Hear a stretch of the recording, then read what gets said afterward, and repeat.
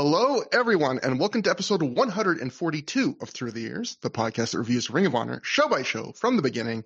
My name is Trevor Dame, as joined, as always, by the co-host, Matt Feuerstein. And Matt, the awful, horrible Zoom era has begun. This is our first episode on Zoom.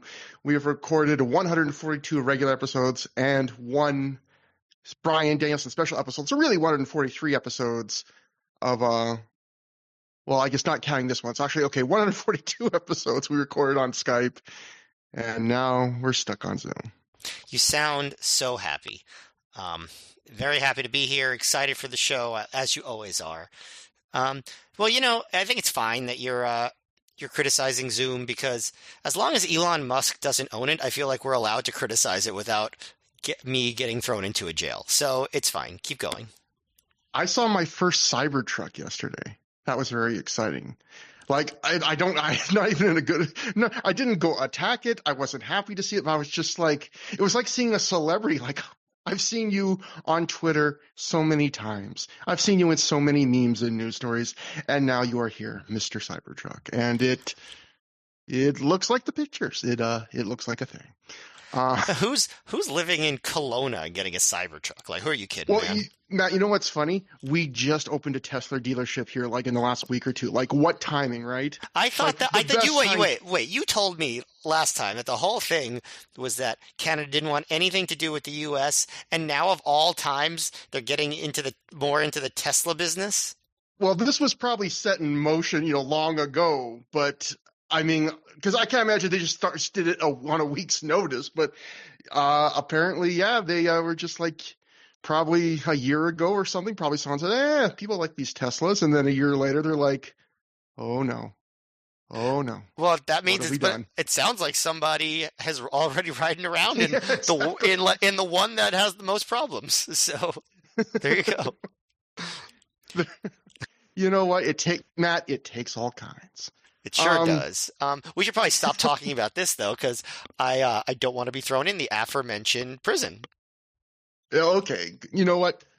Right you are, Matt. The other thing to say, I guess, is I just realized the other day, and I think you mentioned this on maybe on the 5-Star Match Gamer site. I recall hearing you mention this somewhere, that this is our 8th year doing this show. We started this show on March 26th, I believe, 2017. This is the 8th year. That is disturbing. I can't believe we've done this for 8 years. Horrifying. Matt, we'll probably do this for like another couple. We'll have a decade of destruction, then we'll be out of here. Well, Trevor, I hate to break this to you, but at our pace, and I'm not exaggerating or trying to be funny, going from where we are in April of 2007 until the end of 2008, which as we've decided we're going to do, that will take us, unless we really speed things up, another 4 years, Trevor. So, my God, buckle up. The depression continues. I'm very, very, very sorry, but I promise, Trevor, once we finish this, I'll be out of your life for good. That's genuinely sad. Although I was thinking today, just before the show, that like there is like a 15% chance, 1-5, not 5-0, that when this podcast ends, which I very much enjoy doing for all the jokes, obviously, it's like the best thing I've probably done online, certainly the least controversial thing I've done online, the thing I'm most proud of.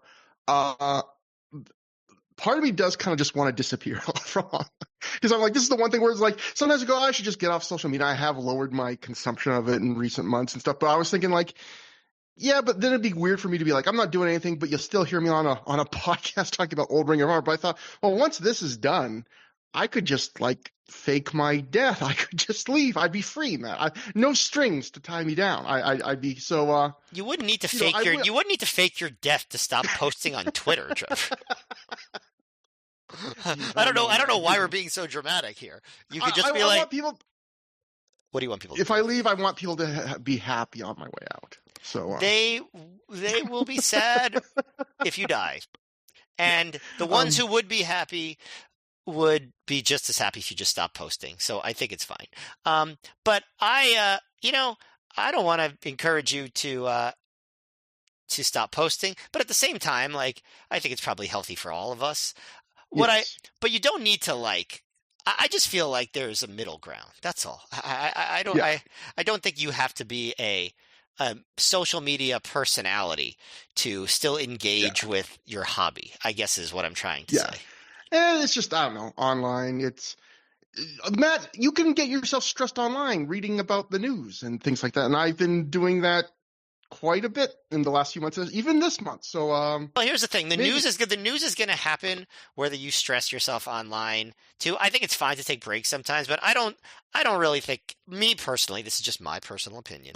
I don't think the healthiest course of action is to completely divest yourself from the world and just silo yourself off so you don't realize all the things that are going on. That's just my is it the personal opinion.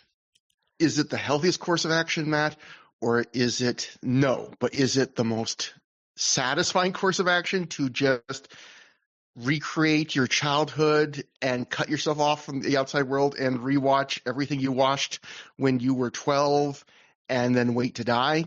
Some would argue that is the most satisfying way to keep going. But anyway, So ironically, a popular buzz term over the past few years on the internet is telling people to quote touch grass because they're spending too much time on the internet and they need to go outside. It sounds to me like you getting off the internet would cause you to recoil more into your own little world, and actually, you would need to touch grass because you're not on the internet. yeah, exactly. I always thought that term was funny because like it's like I use the internet and I go outside. Sometimes I even use the internet when I am outside. Sometimes I even do stuff in like parks and whatnot. So I don't really feel like spending time online and also living in the real world are mutually exclusive. So I don't know. Find a balance, do what works for Yeah. you, but you're contractually obligated to finish through 2008. I told you this last time. I own you. Okay. And not to drone on off topic, I will say, like, I think a point you kind of raised there was like, yeah, like, I think for a lot of people, look, obviously, internet interaction is not the same as, and it's no substitute for real face-to-face human interaction. But I will say, like, for a lot of people, including me, the internet actually creates a lot of social things like this. It's literally an appointment to talk with a friend every few weeks for 3 hours, about a subject we both like. That's basically like an online book club. Um, I can tell you when I was a kid, there was times in my life where after I got home from school, you know, I would just sit in my room reading like Wizard magazine and watching old VHS tapes, in the couple years before, the internet hit right around my teenage years, which is great timing.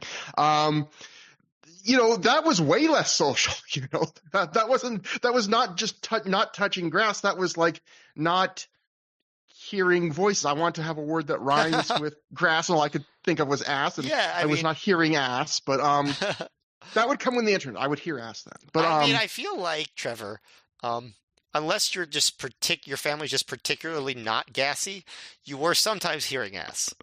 oh, I was definitely hearing ass, unfortunately. But finally, folks, you can tell we are starting a B show because we just covered a string of Ring of Honor of 8 straight, like, huge shows, and we are in one of the most B-est ass B shows, the B ass. We heard some ass here, some B ass. But Some before we get bass, to some bass. before we get to that, there was a couple things that between the last Ring of Honor show and this one, which we always talk about. Both major things, but I don't know if there's a ton to talk about within them, but, well, probably one. But first, we'll go to the Wrestling Observer, and Dave Meltzer would write at the time, Bryan Danielson, who is currently on tour with Noah, has said his shoulder feels fine in the ring, and it's not hurting him, although he can't lift weights on it.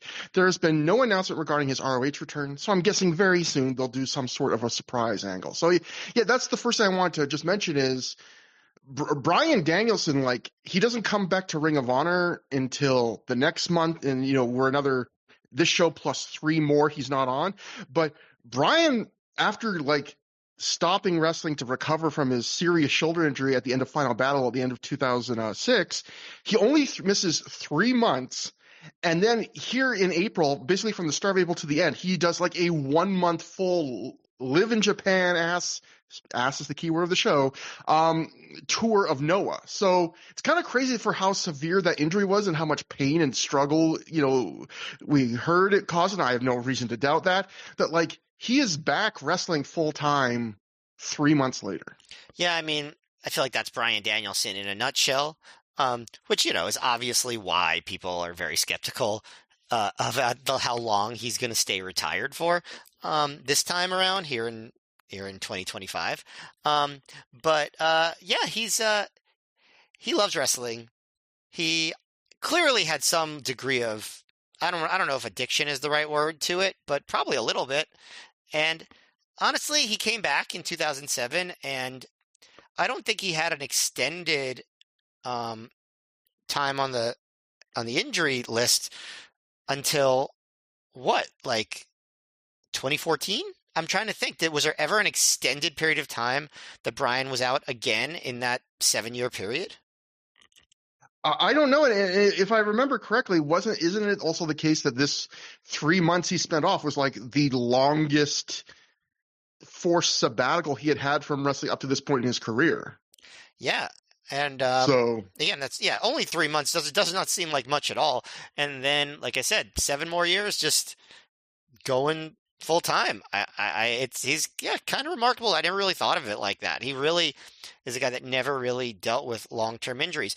Some like Chris Jericho was someone that I thought of for a long time who had never really had that experience of having to be out with an injury for a very long time. He took some time off from WWE to pursue other interests, but he was never somebody that was on the shelf a lot. And I guess Bryan was the same way until that neck injury and concussion stuff caught up with him in the mid 2010s, and then I guess there was a lot of time on the shelf, obviously. yeah. Well, that sometimes seems to be the case. Like if you look at a guy like Kota Ibushi, right, where you go, this guy's defying time. How does he work this way and hardly ever gets hurt and doesn't miss significant time? And it seems like sometimes there are people where there are people that a lot of us that are aging gradually, and you can very much see the awful progression as the years go by. But there are people that's almost like they just stay young and invincible forever, and then they hit a wall all at once, which I don't know if that would be preferable. I might actually prefer the way I'm living right now. Are you telling me, Trevor, that I'm about to hit a wall and just it all goes to shit at once? Matt, I think you might be that kind because you seem healthier now, like from the little bit I hear about your bike ride, and I see pictures of you. You look fit and younger beyond your years, Matt. You might be, but you know what? People like that, it usually lasts a long time. You might be Ring of Honor, ROH podcasting's version of Dick Clark. This might be you might be doing the New Year's Rockin' Eve till your 70s before anything happens. So I would not worry. This feels like a very bad fate attempt, what you're saying right now. So I'm just gonna move right on, okay. and hopefully you're not reading my obituary by the time you listen to this. But yeah, no, I mean, I think you see that a lot more with wrestlers. Somehow Chris Jericho still, I mean, we could all talk about what we think about his different levels of performance over the past few years, but he's still active, still there every week, still wrestling very frequently, still in high profile situations. He is, and now we're going on 35 years of his career. Yeah. And still, I'm trying to think, has Jericho ever taken significant time off for an injury? Again, I know, like, obviously his time off that he's had, and like, I'm sure healing injuries was a part of that, but has he ever specifically had to take time off for an injury? No, I know the only thing I can remember that he's talked about, I know he talked about how, like... Well, the broken arm in Smoky Mountain, but yeah. And the DDP yoga in recent years, how, like, he kind of needs that for his back now. But again, if you've been doing this, to your point, for, like, over 3 decades, and your biggest concern is, I need to do yoga in the morning, well, yeah, I would say you're doing pretty good. But yeah, there's, like, 2 kinds of wrestling... impressiveness. There's that where like the Jericho type, like you hardly ever get injured in a serious way. And then there's the Rey Mysterio type, which is you're still wrestling and you've had so many injuries. Like it's like the person that dodges every bullet and the person that gets shot 25 times and still keeps recovering. Like they're 2 flavors of impressiveness. And Bryan has been at different points in his career, both of those things. Exactly. That's a great way to sum up that little discussion, Matt. You put a beautiful bow on it. But I actually have one on now. I'll put my Zoom camera back on so you can see it. Beautiful bow. So our other story, this will be a big one. I guess we'll probably have more reason to talk about this in a few episodes, and maybe even when their match comes up on this show. But we'll go to the PW Torch for this. This just happened a few days, Matt, after our last show that we covered, the end of the WrestleMania weekend shows.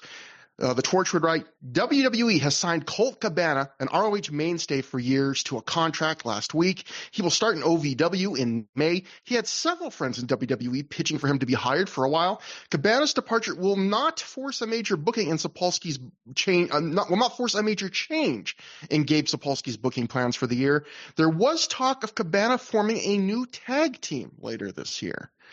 Well, there was I think we pretty were clear that it was with Nigel, right? Like that was what they were going for. I mean, they had them beat the Briscoes clean right before the Briscoes won the tag title, so I have to imagine that was the plan. But yeah, it was. I remember at the time people thinking like first Joe, and then there was word coming out in the Observer that we've talked about on a recent show that Daniels was going to be finishing up his dates, and now Cabana. People were like, I remember some people being like, "Man, what's like when it rains, it pours for ROH? What are they going to do?" Like, little did they know, in another like 3 shows, there would be an even further exodus. You'd be losing Homicide, you'd be losing Aries at least for a little while. But yeah, this Daniels. Yeah, and yeah, well, I guess we can say it for unless you have thoughts right now about Cabana, but we can say it for when he leaves and for the match tonight, I guess. Yeah, we'll save it. But that's just good context for people watching the show, and that brings us to the show today. This Means War 2 took place April 13, 2007 at the Sports Plus Entertainment Center in Long Island, New York, in front of a reported crowd of 700 fans. Matt, is this the least deserving of a sequel title in ROH history? And I say that as someone who loves the Bryan Danielson Roderick Strong match at This Means War, but like I don't know, like that was not other than that. And I'm probably the wrong person to be making this complaint because I love that match more than most people, even though I think pretty much everyone that watches that match at least likes it a fair bit. But like, I get why they named it This Means War 2 is because that show was named This Means War because that show kicked off a feud between Bryan Danielson and Roderick Strong. This show kind of kicks off a Nigel McGuinness, Morishima feud. So I thought it was in relation to the Resilience and No Remorse Corps because I never really thought of the McGuinness and Morishima feud as being anything resembling a war, but that actually makes me think like that actually brings me to what I was going to say, which I don't know if it was the least deserving of a sequel, but I think it is the least fitting title. Like I don't watch the show and be like, oh man, this is war now, like this is like that show at least had like that really intense, like almost like work shooty kind of thing at the end of the Danielson Strong match. This one is just like it was just a bunch of matches, and none of them felt particularly intense. Yeah, even the end. Yeah, I was thinking that too at the end of the show, which we'll get to. Like, it was not the same energy as the Roderick Strong thing where you're like, oh shit, this is popping off, where, like you said, the fake work shoot thing, which I wasn't even a fan of, but it was at least intense and something different. This is just like the end of the night is Nigel McGuinness saying to Morishima, I can beat you with the lariat. And then it's like, goodbye, everybody. Which is, it's not bad. It's just it doesn't scream, this means war, too. No, they were just at a loss. I mean, that's clearly what it was. I also would have loved if they had done I would not be complaining about any of this if they had just done the Look Who's Talking naming convention for this. If this means war TOO. But or if they had just called this show Look Who's Talking. Which I don't think they ever named a wrestling show, an ROH show that. So I feel like, you can still do it, Tony. Were you at the show, by the way? Or did you go to the Long Island shows? I forget. I know you went to the big-time proper New York shows. This, I'm pretty sure, is the last of the Long Island shows that I attended. But I went to a bunch of them, yeah. Well, you went out on a show, Matt. We'll go. Mike Johnson had some things to say about the show, actually, on PW Insider. He wrote, the Long Island crowd was said to have been much larger than usual last night, as well as much louder and into the event. Long Island crowds usually have the reputation of being your average wrestling fans who follow TNA. In fact, it's not uncommon to see a fairly large amount of fans wearing TNA shirts at the ROH Long Island shows and WWE, and go to ROH because it's the local wrestling around that night, as opposed to the diehard, hardcore wrestling fans that live and breathe ROH's DVD releases. WWE star Mick Foley was visiting backstage, per usual, as he lives in the immediate area. Foley actually helped Ring of Honor get into the Sports Plus venue back when he was making making regular appearances for the company. Matt, I do think it is. I think they've mentioned this before, but I do think it is kind of adorable that Mick Foley, long after his involvement with Ring of Honor, would still like come to the shows when he was when they came to his town. Yeah, although like they said, I am pretty sure he lived like 15 minutes away. Yeah, but I think there's a lot of wrestlers that like. Do you think if they came to Bill Watts' backyard, not that Ring of Honor would, they could have come next door and he wouldn't have come.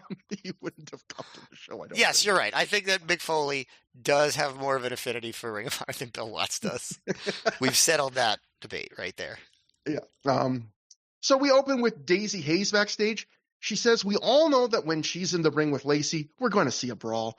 Daisy likes everybody, but she can't stand Lacey. Tonight, though, we're going to see a different side of Daisy Hayes, the loving side, the peaceful side. Tonight, she wrestles Sarah Del Rey, who she calls one of the world's best female wrestlers. Daisy says they're going to take ROH to a new level and are coming with peace and love for all. Matt, this was an extreme rarity for Ring of Honor. Maybe, I'm not sure, my memory is always awful. Maybe the first in ROH history, an opening segment at that, with a woman that wasn't being sexualized, with no man around her, cutting a promo about wrestling another woman. It doesn't mention a man at all. It may have been one of the only ROH segments up to this point in its history that I would say passed like the wrestling equivalent of the Bechdel test. Like, I know that's a little bit different, but like I was just struck by that. Like, yeah. Wow. Now, in a lot of ways, it's really nice that they did that. Like, on the other hand, this continues a weird quirk from ROH where there's their opening promo. For a match that has like no emphasis, is like a second match on the card, minimal profile match, doesn't really mean much, and turns out to be short and anticlimactic. Like, so it's really cool that they did this. I wish they would have also then extended that treatment to the match itself. But hey, we can't have it all. Also, the other thing I'll say about this, Daisy Hayes, it felt like she mentioned peace and love so much during this promo. I thought she was about to tell us to stop writing her fan letters. That is a Ringo Starr reference. Anyway, we had two dark matches that were not on the DVD. First, Bobby Dempsey and Rhett Titus defeated Alex Payne and Ernie Osiris in 7:27, which is fairly long for a student match. Longer than Daisy Hayes and Sarah Del Rey, I'm pretty sure. And then your dark main event was Pepper Parks. You know, for some who maybe are own more recent fans, that'd be your future Blade in AEW of the Butcher and Blade fame. Defeated Mitch Franklin in 4 minutes 31 seconds. So did you know that Pepper Parks was Blade like off the top of your head? Because I sure didn't. Yeah, I mean, I wasn't like following huge Pepper Parks, but I was aware I'd seen some Pepper Parks and before they had become Butcher and the Blade. So yeah. And then that brings us to our opener. Kevin Steen defeats Pele Primo via pinfall in 5 minutes, 34 seconds after he hit a package pile driver. I might have said this on a recent episode, Matt, before I hand it off to you again. I just have to say again, there is no weirder era of Kevin Steen appearance-wise than the Kevin Steen we have here, which is blue singlet, no T-shirt, clean-shaven, not as skinny as he was when he started his career and was real young, but not as chunky as he'd eventually become. It is like everything that you are used to with Kevin Steen is changed. It is the weirdest era of Kevin Steen visually. But what do you think about this wrestling-wise? Performance-wise, it's still the same Kevin Steen that we know and love, though. This was an interesting match because it wasn't a squash per se, but it kind of was. Like, it had a decent.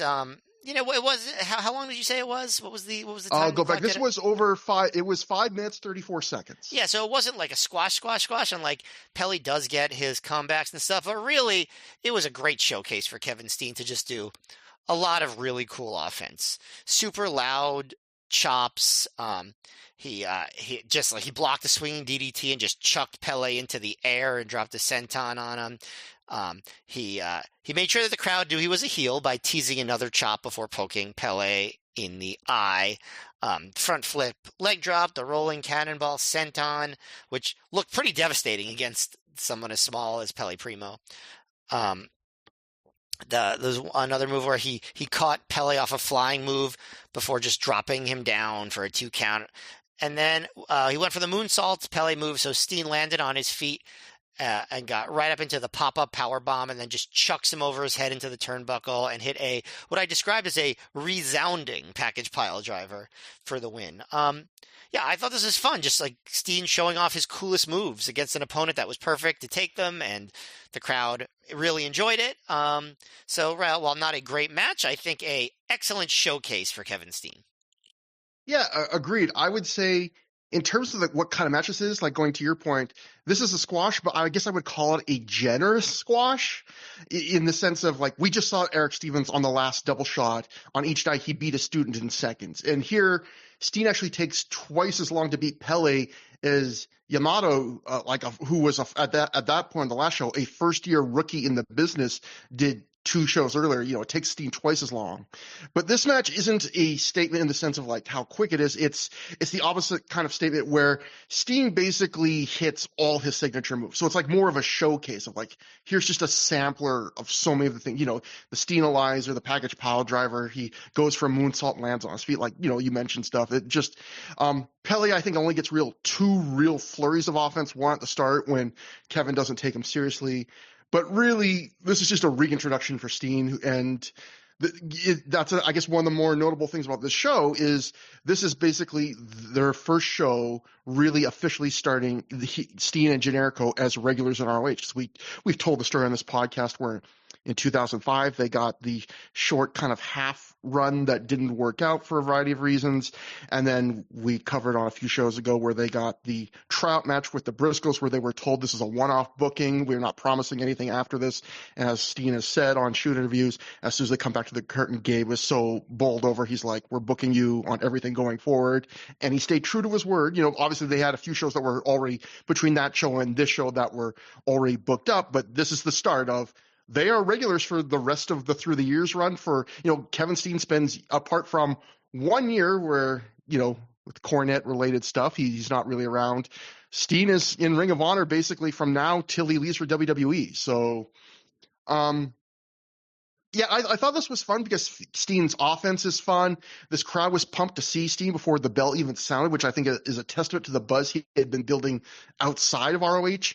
Some of Steen's offense looked brutal by its very nature. Stuff like the Steenalizer always looks brutal. But when you're doing it to Pele, it looks twice as vicious.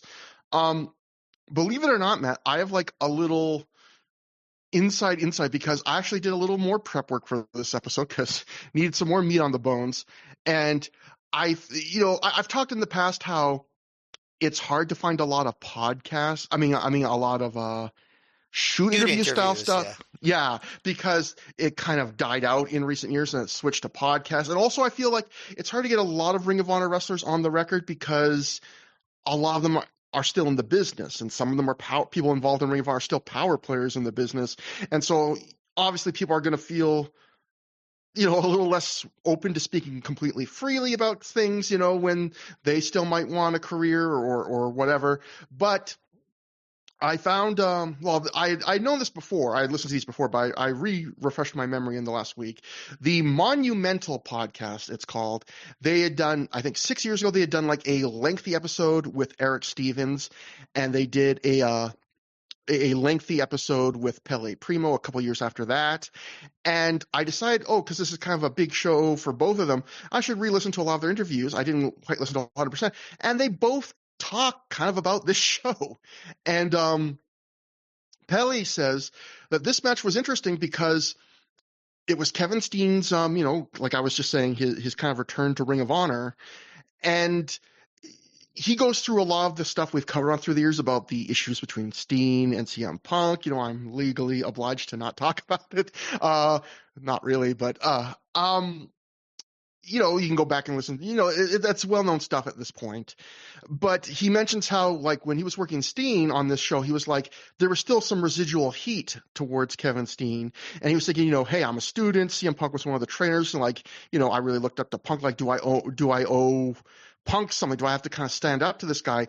And he said that before the match, him working out, like, what they were going to do in this match was like pulling teeth between him and Steen for maybe that reason. And, but then they eventually, settled on ideas. They did the match and it went so well. He says when he went backstage, he and Steen, before they even talked to each other, they just went through the curtain, looked at each other and just hugged each other. and then they started to talk a bit. And then he said afterwards, a little bit after that, Gabe Sapolsky came up to him and he says, Gabe usually didn't do this with him. And he shook his hand and said, like, you did really good out there, Pele. And then he was like, no, like, you don't understand, Pele. Like, I mean, like, you really did good out there. And Pele says he thinks this match actually, like, gave Ring of Honor more faith in him. So Wow. kind of interestingly, a like an interesting moment in his career. You would. You definitely would never, by watching this match, think that it was significant other than just the beginning of Steen's run. But, you know, that's actually a really interesting story. Yeah, I would say that too, because I would say, like, this is definitely one of the more meaty squashes Pele's been involved in. But if we were talking about, like, a match, like I kind of agree, like, it was really good for what it was. But as someone who's been watching and enjoying Pele, it didn't stand out maybe like that did to me. And especially, like, I would say the match that stood out to, I think, both of us was, I forget what show, but it was a few shows ago where it was like that big multi-man scramble type match where Pele was the most over guy in the entire match. To me, that would have been the match where I would have been like, oh, this guy's stock is going up in my eyes, you know, like there's something more for him, rather than this, which is kind of like Pele doing what he consistently does, doing it well, but you know, we've seen him do this, you know. So anyway, after the match, Steen says, I have to shake his hand, the code of honor. And few people in modern wrestling do patronizing as well as Kevin Steen. So yeah. And he said he still does that well. Yeah, a great reintroduction for Kevin Steen. Then we have our second match, which we've already kind of alluded to earlier. Daisy Hayes defeated Sarah Del Rey via pinfall in 6 minutes, 30 seconds with what I guess I would describe is a Code Red sunset flip thingy. It wasn't quite a Code Red. It wasn't quite just a regular sunset flip, but it was kind of in between. Dave Prazak reminds us that these two main evented the third Shimmer show and wrestled previously in ROH at Destiny. I don't know how often we mention it on the show, Matt, but it is interesting that so many of the ROH women's matches are now branded as Shimmer offer matches.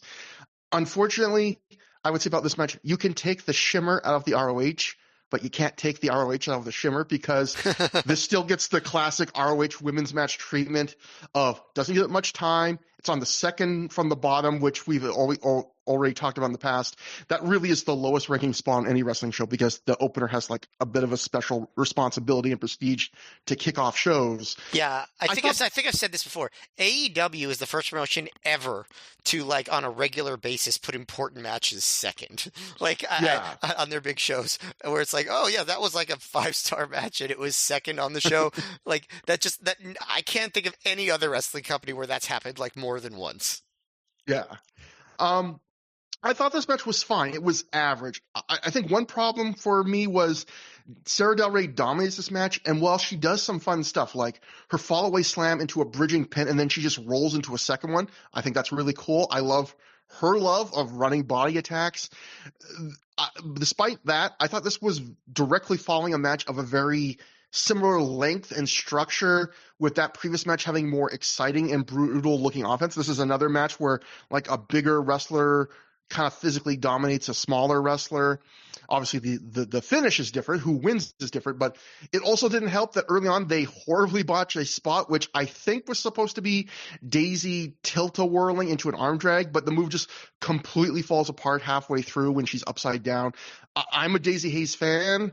I think she's often done really well with her very limited opportunities in ROH, but like I've said before about her, when she misses on a spot, she can miss real big. I did think the roll up at the end though looked cool. I think we also got one heckling fan that briefly tried to start a boring chant, which is always a bit of a bummer. And I guess I would just to say, like, one of the bummers about women being marginalized in ROH is that when you have a like somewhat disappointing mid-range match like this, you could almost imagine Gabe feeling justified in booking them second from the bottom for 6 minutes. And it's kind of the unfortunate thing where when you give women such limited opportunities, it feels like the fate of their entire gender potentially rises and falls on every single match, which is like a completely unfair weight to have, right? Like it sucks. But this was not the best from Daisy Hayes, not the best from even the limited stuff we've seen in ROH women's wrestling. I think what bothered me like the most about the match was the fact that they started the show with a promo about how it was going to be different, it was going to be exciting, it was going to be the best that they had, and then they just give him a 6 minute nothing match, you know? And Hmm. I guess nothing match is probably unfair, but you know what I mean? Like they're Yeah. clearly not positioned to steal the show. They're not asked to. They don't try to. It's not the best they can do. If you're going to start a match with a promo like the one Daisy Hayes gave, they should give him a chance to say like, okay, here's 12 minutes, go out there and do the best you can, right? Like Yeah. it makes it seem just unfair. You're kind of setting them up to fail and be a disappointment in that case. And like you said, other than that one botch, they did fine. Like they're both good wrestlers. Del Rey is a great wrestler, especially for the era. And obviously, this match did have the benefit of it setting up a rematch and setting something up for the future. And I don't really remember, but is this what leads to Sarah Del Rey turning heel and joining up with Sweet and Sour? Um, because obviously she was still a babyface here. I don't know, but as it was just a match. And again, like if you're gonna open the show with a promo about it, it should probably be more than just a match. Couple notes though. I think even to this day, I would still wear a Death Ray shirt, although maybe nowadays you get in trouble for that. I don't know. Um, and also, at one point on commentary, Prazak mentions that Canada's Natty Neidhart is going to be making a Shimmer appearance. I forgot how many people went through Shimmer, but basically, like everyone who was around in that era. Yeah, it was a who's who, and yeah, that Death Ray shirt is like one of the coolest pieces of like indie wrestling merch of the era. And Um, also it reminds me of the original Comedy Bang Bang was called Comedy Death Ray, right? yeah, that's getting to be a deeper cut with each year that goes by. Um, but yeah, for some reason I don't know if it was these two's night, so I don't know if getting a 10 or 12 minute match would have made for a better match. But I agree with you; they should have gotten the opportunity because, like, looking at this card, it's not a stacked card, it's not a major show. This show ended on the DVD well before the 3 hour mark. Like, this was if there was ever a night you could have given these guys women 10 12 minutes, this is the night, right? And they still didn't. Yeah, So yeah, I absolutely. agree with your disappointment there. So after the match, Del Rey is pissed off. She gets in Daisy's hate, shoving the ref and generally not being a good sport. So I don't remember the answer to your question, but clearly I think between this and the promo we see from Sarah Del Rey later, they are definitely setting up the gears in motion of her going heel because she's getting very, very feisty and grumpy. But we then joined the Briscoes backstage. Yes, Jay and Mark, the latter here despite nearly dying on the previous double shot that happened just 2 weeks earlier that required him being hospitalized for multiple days after he had a seizure in the hospital. Mark is pumped for the first title defense, but Jay has to tell him that the doctor told him he needs to take a couple weeks off. He had a concussion, and they have to take that seriously, but says they'll be ready for the next double shot in St. Paul and Chicago. Jay then says he takes on Claudio Castagnoli in a singles match. Jay says he doesn't get too many singles matches, so he's going to make the most of it tonight. Now, I don't know if you have any thoughts on this, but one thing, and we'll get into this later, because again, I listened to Eric Stevens' old interview on the Monumental podcast, and he talks a little bit, I think, about things that apply later in the night. But one thing that I kind of thought of that he also saw on the show was he was talking about the Briscoes have this reputation for being some of the rowdier guys, like friendly guys, but like they often drank on the road after shows and got into,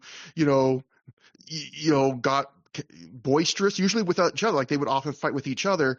And Eric Stevens said, on my first weekend in ROH, I saw the Briscoes one night. They on my first weekend of the company, we were at the hotel, and the Briscoes were drunk, and they started like play wrestling with each other, and it turned into like them having like a fist fight in the hotel. And I was thinking, is that this show? Because technically Eric Stevens' first Ring of Honor weekend was the prior weekend, WrestleMania weekend, but I can't see that being the weekend that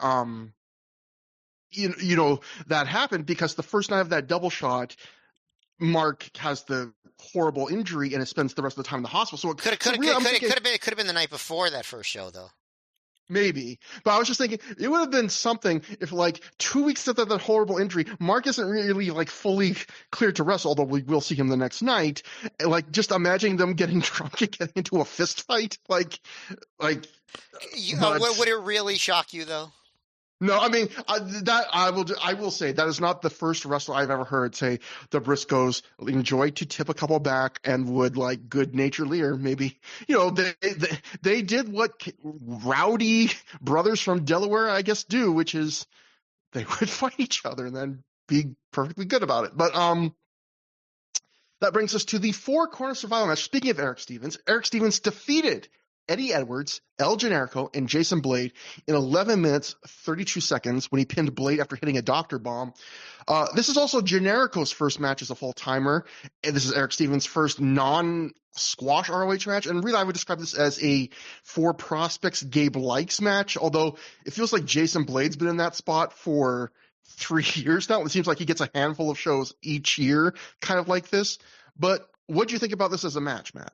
Yeah, when I first saw Jason Blade pop up, I was like, I forgot we'd ever see him again. Like that was, it seemed like that he was done for. This was kind of a weird match. And the weird tone started off right away as when Eddie Edwards was entering. Somebody in the crowd yelled, Elijah Burke, because of Edwards' hair. And it's like, Yeah. boy, is that a name that you would forget anyone would mention, right? Like, it's like Yeah. 2007 was a weird time. But I think the idea was to get over Stevens. Generico definitely did not get a showcase the way that Steen did. And I don't think that he was really treated quite to the degree of as a star as Steen, although he was popular among the crowd. But Stevens got to do a lot of like just striking, and he does the choo-choo charge, which the crowd really liked, to the point where actually it was distracting to me because I could never tell when the crowd was booing or if they were saying choo-choo, and so it created a weird vibe, I thought. Like maybe they were booing, I don't know. But they had Edwards and Stevens be the power guys. They'd throw a lot of aggressive strikes at each other. They actually trade shots for a while. I feel like if it was 2020 something, people would yell meat while they were doing it. I don't know. But that was one of the themes early on. Then there was a spot where like Generico pulls down the top rope and Blade pulls down the top rope on the other side, and Edwards goes over one, and Stevens tries to go over the other, but he doesn't quite make it. So there's a "you fucked up" chant, because I feel like Long Island is just way more willing to chant "you fucked up" than other places at this point. Yeah. In other cities they're more polite, but Long Island I feel like is like 5 years behind in terms of, well, basically everything, but those chants and stuff. But I don't know. There was another moment where they do one of those everybody's down spots. Like Generico hits Edwards with like a run-up swinging DDT, and then Blade comes in and drop kicks Generico, and then Stevens comes in and does his pop-up power slam on Blade, and then Edwards comes in and does a big running knee, and all four guys are down. And like it was a very weird moment because when you do those spots, everyone's supposed to like give them a standing ovation, right? But instead, it sounded like they were booing. So I'm like, are they chanting choo-choo? Are they booing? I don't know. It took me out of things. I also thought that Blade just kind of seemed awkward at different points. But near the end, there was a spot where he goes up to the top rope, and Stevens hits a run-up release German superplex, and Blade flies all the way across the ring onto Generico, and then Stevens hits him with the doctor bomb for the win. So I thought the finish was cool, but I thought there was just like awkward moments peppered throughout this, and I thought that the crowd was weird. And I wish Generico got to stand out a little bit more. As it was, I liked the Stevens and Edwards Hoss fights part of it the most. But I don't know. I wasn't really feeling this overall. I thought this was somewhat above average. I might have liked it a bit more than you, but at the same time, I didn't like it probably that much worthy. I also felt it fell into this great beige blob of perfectly decent ROH four-ways that we have now seen a million of. I would describe it as like a perfectly competent action delivery system, I would say. Like they go at a fast pace, but they aren't doing one huge spot after another, although there are some big spots like the simultaneous dives from Blade and Generico, and Stevens German superplexing Blade onto Generico, like you mentioned at the end of the match. But we've seen four-ways that go bigger than this, but we've also seen some more plotting ones, so it falls way into the middle. Eric Stevens is the guy getting highlight here, which makes sense given what this match is setting up. Although I agree with you, I was kind of like, it's kind of interesting that Steen gets such a showcase, and Generico, this is almost like the way he was treated on his first run, right? Like just being a random spare part guy in random four ways. Yep. But And I guess also Steen was new, whereas Generico had been on a few shows even before Philly. Maybe that's part of it. I don't know. On this recent run, and then on this recent run, like he was there, he was at Final Battle and stuff. Yeah. Um, Stevens is fairly dominant here. I will say the Choo Choo running attack in the corner, you heard a couple fans openly laugh at him the first time he did it. I was like, oh no. But then when you hear fans Choo Choo, they start spontaneously doing it later. So it just made me think, like, it's weird where the lines are in wrestling because there's so many things that we just kind of accept within wrestling. But I also kind of agreed with those fans that laughed at first that, like, a big mohawk dude saying choo choo in a pumped up voice is, like, objectively silly and funny. And he does have that weird botch. I'm looking at my notes that I described that botch where he gets in the ropes and can't quite go all over, and then he has to kind of fall through them. Where he looked like he went like human Plinko going back down off the ropes to get to the floor. The Choo Choo thing, speaking of the Monumental podcast, which I always try and be fair with giving plugs, especially when I use stuff that comes from their podcasts. But I will say, if you want, like, some people might say Pele Primo and Eric Stevens because, they're not the biggest names, but they both give really interesting interviews with a lot of insight and stories from Ring of Honor of this era. And there aren't a lot of guys that have been that open, probably because these are two guys that are kind of out of the business, so they're more open with that stuff. And I think they're pretty honest about things, or at least it seemed that way. So they're really worth your time if you're an ROH fan of this era. But Stevens actually said that the Choo Choo came from an IWA Mid-South show where I think he worked the Ted Petty Invitational Tournament. I think maybe it was the year before where it came, in 2006, where they did something that PWG really became famous for, which is first night of a tournament, half the field gets eliminated. So what do you do on the second night with all those guys you booked? You book them in this big match, which is often usually like a sillier tag match where it's more laid back, different than all the high stakes tournament matches. And Steven said that he had done the running avalanche in the corner generally before that, but for some reason that night, because it was a sillier match, he decided to go choo choo. And it got over, and he was like, one thing he wished in his career in hindsight is that he took himself a little less seriously because stuff like that got over. I thought Generico looked good here, hitting his signature spots. Eddie Edwards is solid, but didn't stand out. Blade actually got booed a little bit throughout the match. So you were like, why are they booing at certain points? I was like, is Jason Blade getting booed? Did he do something wrong? And the only thing I could think of was like he stopped Generico from doing a dive early, and I thought maybe the fans just never got over it. It's interesting. I wonder if the Eric Stevens choo choo sounding like booze is going to plague you, Matt, because Eric Stevens is going to be around for the rest of our show. Yeah, I don't think it sticks like that. I think Long Island's just a weird crowd. But could it be that Eric Stevens is the Bruce Springsteen of professional wrestling? Who knows? Do you get that reference? At Springsteen shows they say Bruce, and it sounds like I was gonna, now I recall, I was actually going to give you a different example that you would probably not get, which is you could not be a Vancouver Canuck fan because the Canucks star goaltender for many years was a gentleman by the name of Roberto Luongo. So of course the fans were calling him Lou, and every time he made a big save, the arena would just erupt into people going Lou, and it just sounded like they were booing every time he made a big save. But and of course the classic: are they saying boo or boo earns? They were saying Lou earns. And then Hans Moleman says, I was saying boo earns. One of the best. Hans Moleman, one of the best. It is one of the best. It's like kissing a peanut. So on a card like this, I felt like these guys, if they went all out, pedal to the metal, and got 15 minutes, maybe they could have stolen this show. Maybe not every show, but this show. But here I felt like they just settled for being a kind of decent part of the show. After the match, Austin Aries' music hits and out he comes.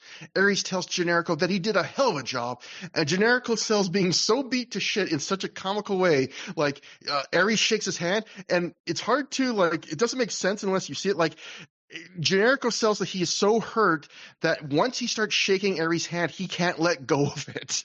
Like, he's too weak to let go of his hand. And Generico is just so good at that kind of stuff. Aries congratulates Eric Stevens, says it was a hell of a match, at which a fan shouts out, I don't know if it was at Stevens or Aries, I would guess Stevens, shouts, "You fucking suck," which gets a lot of laughs from the crowd, maybe just from the timing of it. Again, very much a Long Island crowd reaction. Aries tells the fan that he thinks he can do better. Hop over the guardrail and give it a try. You paid your money to watch us perform, buddy. Aries then shakes hands and congratulates Blade and Stevens and Edwards, everybody. And then he says he needs to address something, so he asks the guys to leave the ring, except for Stevens. Generico looks sad. Again, Generico's comedy chops so good here. And Aries says, well, maybe next time, but I love your chest hair, buddy. And so Aries is left alone in the ring with Eric Stevens. And Aries says, he lives by the motto, it's not how often you get knocked down, it's how many times you pick yourself up and ask for more. Every time in ROH that Aries has been knocked down, he's gotten up and said, bring it on. Be it injuries, blizzards, promotional politics, or his tag partner turning on him, he's picked himself up and said, bring it on. Every time he's shown the resilience, and that's why he's forming the resilience. At which point, if you listen closely, you can hear one fan in the crowd go, what? In a tone that sounds like he's going to vomit. I wish I could say that was me. So, but you know what? But you know what's funny is that reaction just kind of like sums up the entire next few months of that faction, right? Yeah. Like people never really like got into the concept of the resilience ever, I would say. Yeah. Aries says he has one man at his side already in M-Dog Matt Cross, but he needs one more for that 6-man tonight that he's scheduled to have in. He's scheduled in. He tells Stevens he sees a lot of potential in him and asks Stevens if he's prepared. Stevens nods, but he hesitates. Aries says, I know you and Roderick have a history, but I also know Stevens you beat Roddy in the FIP Florida Heritage title tournament. Aries asks if Stevens will stand by his side in the 6-man tag tonight. Stevens says it would be an honor and shakes his hand. Aries tells Stevens that he loves his haircut, which is, again, a mohawk if you're not aware of Eric Stevens. Aries then calls Stevens the future, at which point Roderick Strong comes out out of the curtain with a mic and gets immediately heckled. He is pissed Stevens made that decision and asks Stevens as a friend if that's a battle he wants to take on. At this point, Rocky Romero and Davey Richards sneak in the ring, and from behind they attack Aries and Stevens, lay them out, quickly spilling out into a ringside brawl that Matt Cross joins in on. He hits a space-flying tiger drop. Everyone brawls to the back. End of segment.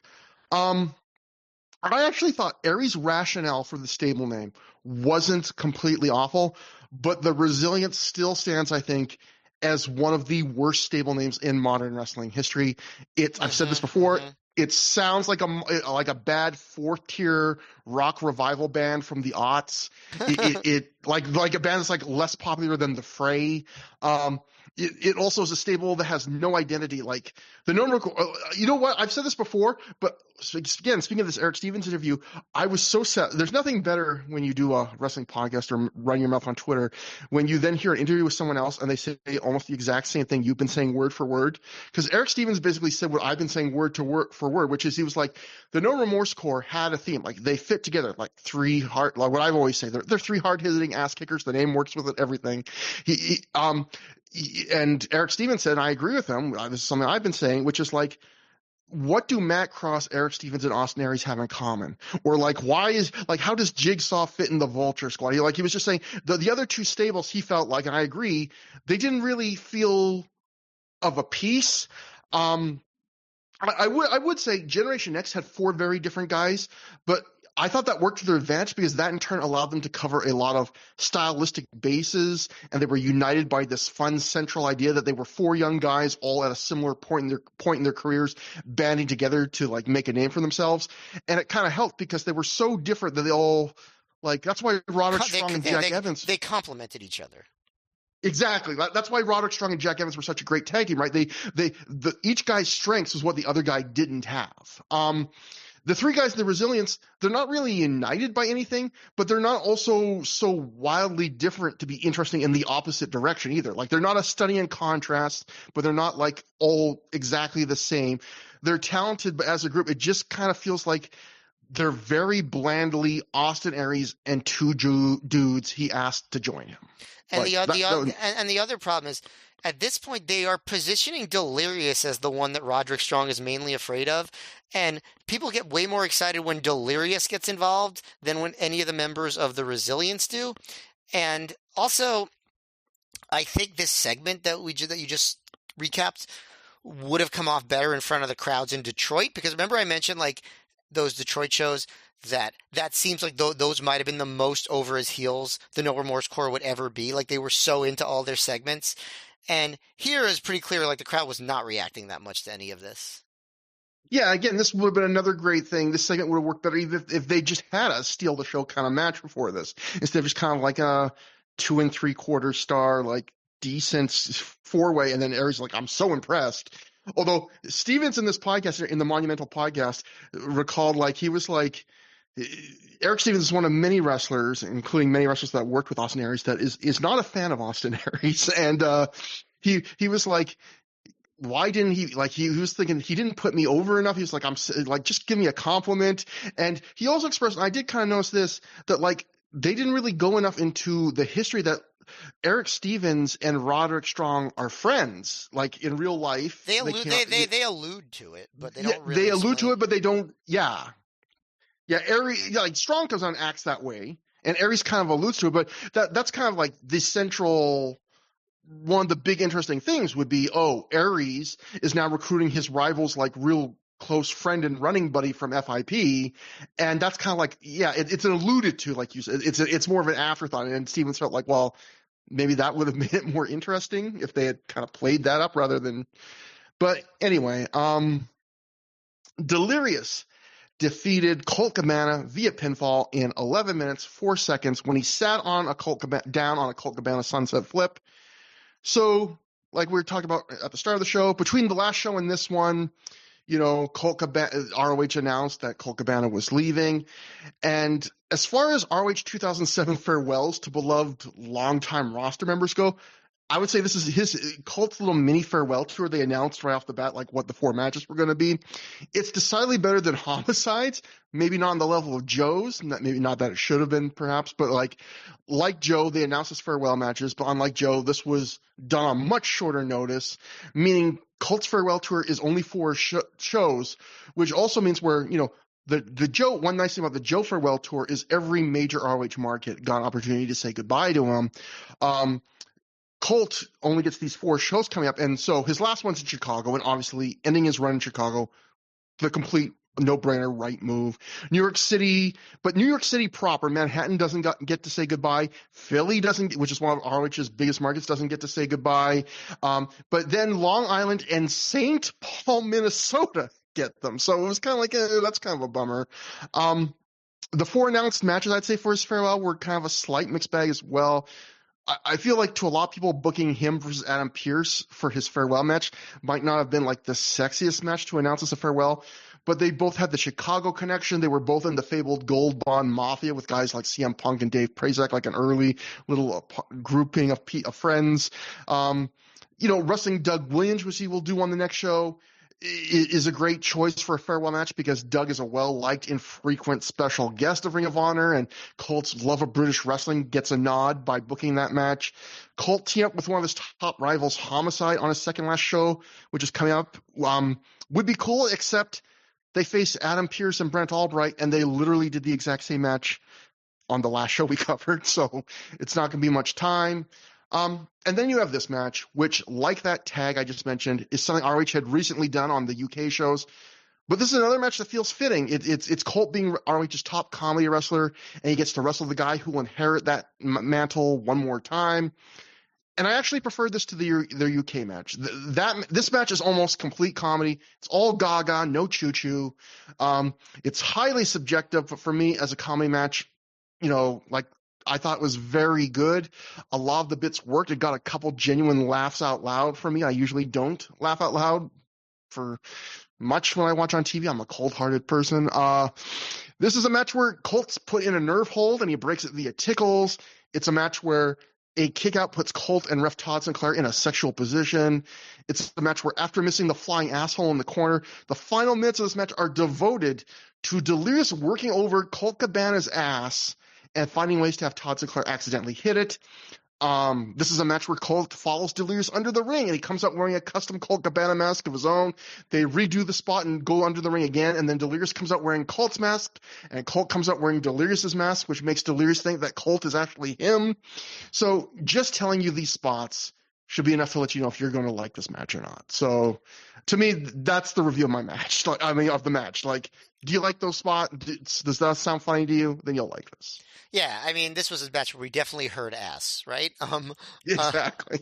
No, but yeah, so Sinclair's always a good sport in this stuff. And like, yeah, I like that they didn't try to like split the difference like they did in the UK match, right? Where they do a bunch of comedy stuff and then they go through some cursory wrestling to end it. They just didn't bother with the last part at all. They just did the comedy. You kind of went through all the highlights. But I did like that, like early on, because Colt had gotten booed a little bit by going after Delirious's mask in England, so he teases going after the tassels early, but then he seems to remember the boos, and he just thinks the better of it. So Colt never really heals in this match at all. They just there is a great spot where later on in the match, after a lot of the ass attacks, like including Delirious causing Sinclair to kneel so he could atomic drop Cabana on Todd Sinclair. Cabana points to his butt and he yells to Sinclair, check it, which I liked. And then when Cabana punches Delirious in the ass, Prazak says it's payback, which I also liked. Yeah, but it's just peak Cabana versus Delirious. Not much to analyze, but very entertaining. A highlight of the show for sure. Like just good, clean fun for the entire family. And I should note that even though people, including us, sometimes rail on the Long Island crowds, Colt did get a nice round of Please Don't Go and Thank You Colt chants before the match. And after the match, he gets another round of Please Don't Go and a standing ovation and Thank You Colt and We Will Miss You chant. So as much as like, I agree with Mike Johnson, that's the Long Island crowds are known for a more casual, more TNA, WWE type fan. There was plenty of fans on this night that knew Colt was leaving and really wanted to see him off. So yeah, on the spectrum of Long Island crowds in our way, this is far from the worst. Yeah, I definitely agree with you. And that brings us to Claudio Castagnoli defeating Jay Briscoe with Mark Briscoe in his corner via pinfall in 11 minutes, 4 seconds after hitting an Apamari water slide. It feels like we've kind of just, without like a big reason, we've kind of now gone into Claudio is a face again. He is encouraging the hey chants. Matt, I know you, and I agree with you that Claudio is not Ring of Honor singles heel Claudio for some reason hasn't been good. What do you think of this match now that he's back to being a face? Well, it's definitely better. I actually think if the crowd was hotter here, this would be like, I consider like be like a quite good all action match. As it was, I thought that there was some really exciting stuff near the end, but the crowd, I think, just didn't give it the energy that it needed to get over the hump that I would have liked. I thought that the early part was formless, but well executed. But then, like, they started doing some really cool stuff near the end. The crowd was getting to like some mild dueling chants even. It starts getting good when Claudio tries to come off the ropes with a clothesline, but Jay jumps at him and clotheslines him, and they send both of them over the top rope to the floor. And then Jay, when they're outside, Jay tries to Irish whip Claudio into the apron, but Claudio leaps into the air, bounces off the ropes, and then comes off clotheslining Jay over the guardrail. I just thought that was such a cool spot. But not cool is that it was obvious that Jay hit his head on the guardrail because he was bleeding from the back of his head. And then they do more stuff with the guardrail. Claudio puts the sign up against Jay and shoulder blocks the guardrail sign into him, which I thought was cool. And then Jay's like somersault tope, I thought got the biggest pop of the match, which was still short-lived because, it is Long Island. And then they start doing the finish. Jay goes for the frog splash, gets a near fall. Claudio avoids a big boot, hits one of his own, and just like does like a bridging straitjacket suplex for a near fall. Eventually, Jay goes to the top rope, and Claudio does his run up enziguri and then goes for a superplex, but Jay turns it into a super falcon arrow. And I actually believe that as a finish. Claudio kicked out, but I actually thought it could have been the finish. Actually, it would have been probably a great finish, but it wouldn't have been because Claudio had to win this. He backdropped out of a J driller, hits a springboard European uppercut, then hit the Apamari water slide for the clean win, which at the time, and I think even in this match, was a bit of an upset. And I thought it was a good finish, and I thought there was a lot of really cool stuff down the stretch. But I thought that I don't know, just the early part of the match didn't all come together for me, and I thought the crowd was a little bit lacking. At first, I kind of enjoyed this match, but it also had some of that they're generically working hard, but it's kind of numbing feel. Like I think you summed it up even better when you said the start was kind of formless. You know, some Briscoes matches of this era do have that, but they won me over by the end because I thought these guys put in like a strong mid-card effort. I feel like on this show, we've seen during our run of this podcast, we've seen eras of ROH where undercard matches felt like they were holding back. And on some shows, there have been undercards, like at least one of the recent UK shows, where it felt like everyone on every match was going for broke. This to me was a nice middle ground sweet spot of, I felt like these guys put in like a strong effort in the mid card, but it was still a mid card. Like they weren't going out of their way. Like, overall, I would say this match is not worth going out of your way to see. It's not trying to be a long, epic show stealer, but I felt like they gave a good, honest effort, and it was a genuine, like, good 3-star match. Like I mentioned earlier, your thing about Claudio as a heel, I thought this was a match where Claudio kind of flipped the switch a bit as the face, because maybe he is this way as a heel, and I just don't notice it, but I just felt like he was really dynamic in this match in a way that he's definitely a face now, like for sure. Yeah, I feel pretty confident in this. But I felt like his offense was just dynamic in a way we haven't seen recently, and I was reminded watching this match just how great of an athlete. Like sometimes you almost take it for granted how great an athlete he is for a guy his size. Like he breaks out a bunch of my favorite stuff that he does in this match, like the arm capture German suplex. I love when he does the big running up the ropes enziguri to an opponent who's on the top turnbuckle. The giant swing is back, always a crowd pleaser, which I assume, like, again, that, yeah, you're right. That has to be a sign he's a face, because that's a big time face move. But that move you talked about that he did on the outside where Jay whips him into the apron and then Claudio bounces back first off the ropes and does a springboard, like rebound European uppercut. I agree with you. That was the cool spot of the match. That was such a cool spot. I almost felt bad for Nigel McGuinness, because Nigel started to do that rebound. Guy tries to throw him back into the ring under the bottom rope, and he hits the bottom rope and does like the clothesline. And Claudio here, like just offhandedly, does a move. Like, no offense to Nigel, is like 10 times cooler looking. Maybe that's why we don't see it that often. Maybe they were like, Nigel's doing this other thing, so maybe don't upstage him with that. Could be. I mean, yeah. I don't know, but it seems plausible.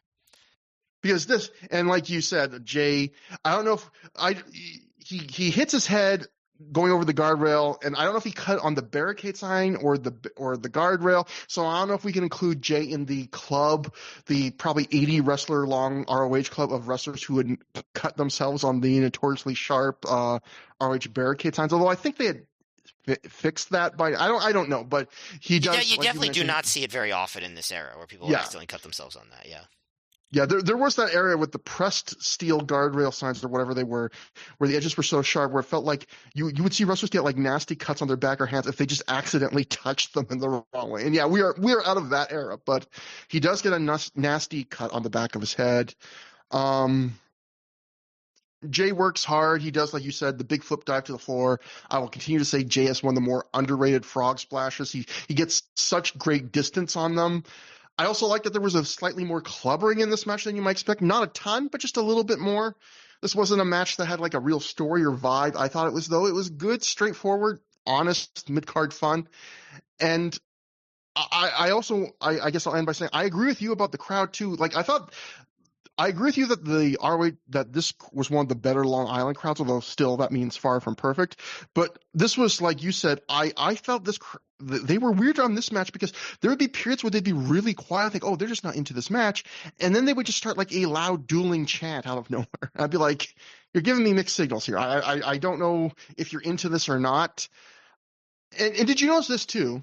Claudio debuted a brand new finisher in his last match, the Les Artest lift. He doesn't even attempt it here. Like, that seems kind of weird. Yeah, I mean, I don't remember that move very much. So I don't know if he abandoned that almost immediately or if we're going to see it again.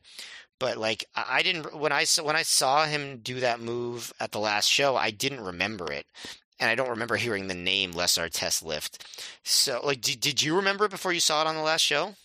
I vaguely recalled it once, but like I like you remembered it being like, oh, that was something that like didn't stick around. But I was kind of shocked that we are in the very next show and it's not even attempted. Yeah, it's surprising. You would think it'd have like at least a few show run. Right. Yeah. No, you're right. But we'll see what happens. But after the match, Mark rushes in to check on his brother, and Claudio grabs the mic, starting with a "Hey, Jay." So again, he's really playing back into the haze now, unlike when he was a heel and hated it. Claudio says since Jay is one half of the ROH tag champs, and Claudio's a former tag champ himself, and he just pinned Jay, he thinks he deserves a tag title shot with a partner of his choice. A few fans start a Kings of Wrestling chant. Mark takes the mic and he says they're ready to go, but the doctors think I need a little bit of time off because I bumped my head. But when I'm good to go, Claudio, you and your partner of your choosing, you got a title shot. So at this point, Kevin Steen and El Generico run in. Steen snatches away the mic and says at the 5th year festival, he and Generico took the Briscoes to the limit and were this close to beating them. And he says that's a hell of a lot closer than that shooting star press you missed a few weeks ago. Steen says if you're talking about tag team title shots, he thinks you got some good contenders right here. Claudio starts getting into it with Steen and Generico, but Mark tells them all to settle down. He says Steen's right about that shooting star, and his memory has been all screwed up since then, but he does remember the Briscoes pinning Steen's ass in that match, and he reckons it won't be hard to do it again. So he goes, I'll give you guys a future title shot too, Tubby. Mark then turns away. Steen hits Mark in the back of the head. Mark screams and clutches, I guess, his brain, just immediately selling it huge. Jay, who had been selling on the mat this entire time, he leaps to his feet. He starts attacking Steen till Steen rolls out of the ring. Jay says, this is bullshit. You know he's hurt. Claudio tries to calm Jay down, but Jay angrily shoves Claudio away. Claudio then tries to go to the back, but he gets into a shoving match with Steen and Generico. He starts to brawl with them at ringside. Jay briefly joins in on the floor before he goes back in to check on Mark, who is selling that he can't even stand on his feet. Refs and students have to help Mark to the back. So a lot of balls in the air on this one. You know, Gabe's right off the bat letting you know Steen and Generico, that's going to be a program, not just a one-off. Claudio's getting set up for a tag title. They're trying to do a sympathy angle with Mark. Yeah, for a B show, they're moving things forward on this show in a real way in a few different aspects. So I appreciated that. If they're not having the top matches, at least they're going to make it significant in a storyline way, and they do that. They really establish Steen and Generico as, well, I guess the dynamic is that Steen's a heel and Generico is a nice guy that just goes along with his friend, right? Kind of stays the dynamic for a while. You know, in addition to adding Eric Stevens to the Resilience, I did appreciate that. Yeah, me too. And that brings us to Brent Albright defeated Homicide via pinfall in 15 minutes, 59 seconds after hitting a half Nelson suplex. So talking about 2007 ROH Wrestlers and Farewell Tours, although no one knew it was Homicide's farewell tour, I have to say his run as an ROH full-timer coming to an end with a 5-show feud with Brent Albright is a pretty depressing way to go out. But with that being said, Matt, I thought this actually wasn't bad. Albright actually worked more of Homicide's pace and Homicide's match here, I felt like. A large part of the first half of the match is a brawl that goes all the way to the back of the building. Homicide takes a suplex onto a row of hard-back chairs. And I thought Homicide really bumped his ass off from Albright on this night. Like, it helps that there's a big size difference, which kind of like the Steen and Pele match at the start of the show. It allows just the natural stuff Albright does to look even more devastating when he's chucking Homicide around. And, things like Albright picking Homicide up in a powerbomb position and whipping him into the barricades, just that size difference makes it feel even more impactful. And the size difference also, though, made it a little funny to see Albright sell for Julius Smokes on the outside. We actually get a rare instance in ROH of the ref ejecting Smokes in the middle of the match for interfering against Albright. And then we go into the second half of the match in the ring. And, well, I thought Homicide made this match. Albright did his part, I felt like, perfectly decently. Although I had to laugh that immediately after the crowd brawl, I was thinking, oh, man, is this going to be the rare ROH match where Albright doesn't do a mid-match headlock? And as soon as they got back in the ring, he fucking grabs that head. But Albright was game enough. He took Homicide's offense. He did a nice crash and burn on a top rope flying crossbody attempt, which is impressive for a guy his size. He did a table spot near the end. And speaking of things I usually don't like that I enjoyed, it's well documented how sick I am of table spots in wrestling, but this match did it in that way I like, where you set the table up early, you tease it, you have it blocked, and then you wrestle a whole match so the crowd forgets the table. I forgot the table was set up at ringside, and then you do the spot out of nowhere. And here they do it where I thought they did it smartly, where Albright is selling and he ends up selling, standing on the apron, and Homicide is going to do a flying move off the top turnbuckle to him, but then he looks and it's like, oh shit, Albright's right near the table, and he just drops down and charges at Albright and knocks him off the apron through the table, so nothing fancy. And it was I was like, oh, this is kind of a neat table spot. And then Long Island had to ruin it for me, Matt, because after a genuinely fun table spot, the crowd in Long Island did maybe my new least favorite chant. They chanted one more table. Matt, I'm a Canadian. If Trump puts tariffs on tables, I will support him. Ban tables. Okay. Ban tables from everywhere. We just have to eat on the floor from now on. It's fine. I can't take this anymore. But Albright won clean, and between Stevens getting a push right out of the gate, Steen and Generico, and now Albright getting pushed hard, this was definitely Gabe in full-blown reload the roster, we gotta build new guys up mode after all the big shows they just did. They did have Homicide survive one half Nelson to give him something in defeat, and I liked how Homicide tried to throw Albright off when he attempted the second one, and they just rolled through. I thought that actually looked really cool. Overall, fuck it, I will just say that I would give this like a good rating. Like, it's nothing special. It's like a good 3-star match.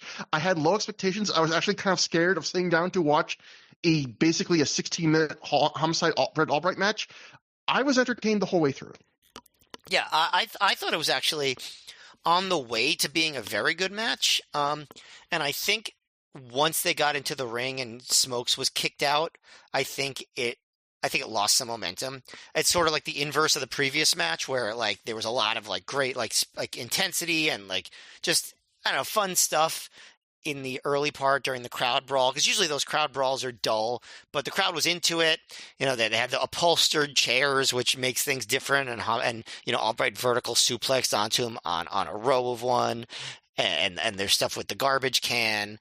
And the crowd, there was, and Smokes' involvement. I feel like this was the most involved I'd seen him in a while, right? Just in terms of doing moves and stuff. Really, and probably since 2003 or 4, maybe.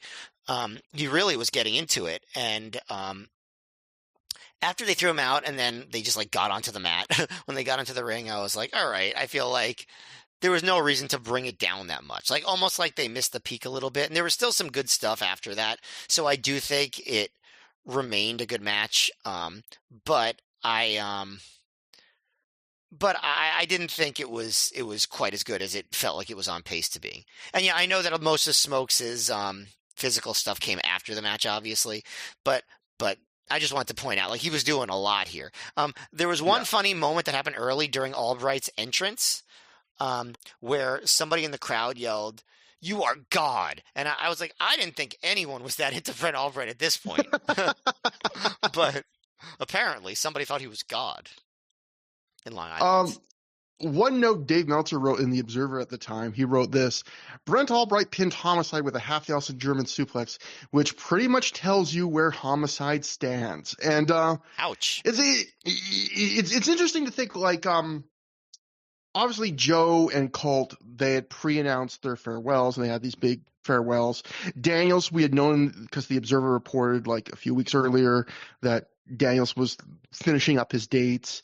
I wonder what they were thinking about Homicide here, because Aries, I have to imagine, they did not expect him to be pulled when they announced the RH pay-per-views, or were hoping he wouldn't, because why would you put him in as a central figure in this feud if you thought he was going to be taken away in a couple shows?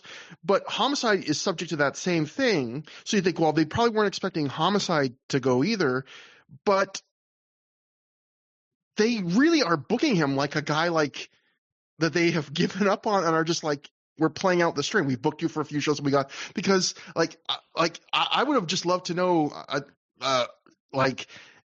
did you have plans for Homicide after the Spread All Right feud if TNA did not pull their talent when you went to pay-per-view? Because it certainly doesn't feel like that. It did seem like after the title, when they really just, whether he was staying or not, they just didn't know what to do with him. Yeah. Yeah, and we've talked about that too, which is, I don't think I've seen a wrestler, certainly not on Through the Years, who has gone as hot and like they really laid out months and months and months of very focused booking for him, even if we didn't love it all, to then the second he loses the title, it's like creative has nothing for you. Like just a huge like on off, like just the no ramp down. It is crazy, but immediately after the match, Shane Hagedorn runs in. He attacks Homicide, stomping him, choking him with his T-shirt. Hagedorn celebrates and goes to leave when Julius Smokes, as Matt mentioned, returns and attacks Hagedorn. He hits him with a big lariat. Homicide recovers, attacks Shane as well, and he and Smokes hit a spike pile driver on a chair on Hagedorn in a segment that seemed kind of designed to get Homicide some heat back. Homicide leans to the camera and says, "This is for Adam Pearce." So I guess that's the other big part of this is they're trying to continue the Homicide Adam Pearce feud. Adam Pearce isn't on this show, so Shane Hagedorn is the surrogate. And that brings us to intermission. It's intermission time, and we join interviewer Rebecca Bayless backstage. She says Mark Briscoe is on his way to the hospital yet again, but right now she's joined by Chris Hero, Larry Sweeney, and Tank Tolan. When it comes to the mic, Rebecca isn't quite holding that mic close enough to Sweeney. So Sweeney says, and I quote, "Get this thing in my mouth." And Sweeney is amazing here. Toland is amazing here just with his expressions. This group is great. Yeah, a highlight of the show, and another one for this promo. Sweeney asked Hero if he was main eventing when he was bumming around with Claudio, because now tonight, Yar, I just randomly paused this mid-promo to like, as I was recapping this, and it created a shot where everyone has such great facial expressions that I think it has to be the image we use for this episode of the show. Yes. I don't even know what image you're talking about, but I just watched the promo, so you're right, yeah, definitely. It's great, and Larry and Hero agree that Nigel has a beatdown coming. So, like, thank God for these guys. Like, this act, everyone in it so far is great. That brings us to Jack Evans defeated Shingo via pinfall in 9 minutes even after hitting a 6:30 splash. Matt, we had seen these guys, I think, was it either the Philly or the New York 5th Year Festival show? I think it was the New York one, where they were in that elimination four-way, and it got down to those two, and they had a real fun, like, little end stretch there. What did you think about this match? Yeah, I thought this match also had a fun little end stretch. Not as good as the one in New York, but I didn't think that the whole match, I mean, it wasn't a very long match, so it doesn't really matter, but I didn't think the whole match was lived up to really what I thought it could have. I think Shingo was still going a little bit at a slower pace early, whereas I think they probably would have been better served, especially if they only had like 8 minutes or less, to just really go balls to the wall. And, I guess maybe they just didn't think this was the show to do it, which, fair enough. But they definitely still did a lot of cool stuff. Like, when Evans did the springboard 450 to the floor onto Shingo, and then a few more springboards and a big running double knees into a standing, twisting moonsault, which lands pretty well. He does at another point the moonsault where he stands on top of Shingo's chest and then does a moonsault, and that one doesn't really come off that well. He kind of grazes Shingo with his arms. Evans avoids a lot of the big moves early. He escapes the blood fall, hits a bunch of kicks and a running knee, and goes for a handspring elbow, and Shingo catches him over his shoulders, drops him face first, and then does that big lariat, just like the one he did in New York, where Evans just spins like crazy and gets a near fall. Then Evans turns the blood fall into a reverse Rana, gets a near fall on that, and then he goes to the top rope. Shingo catches him, and Evans knocks him into a Tree of Woe position, hits the double knees from that position, and hits a completely clean 630 and gets the win. I don't know why I was surprised by that finish.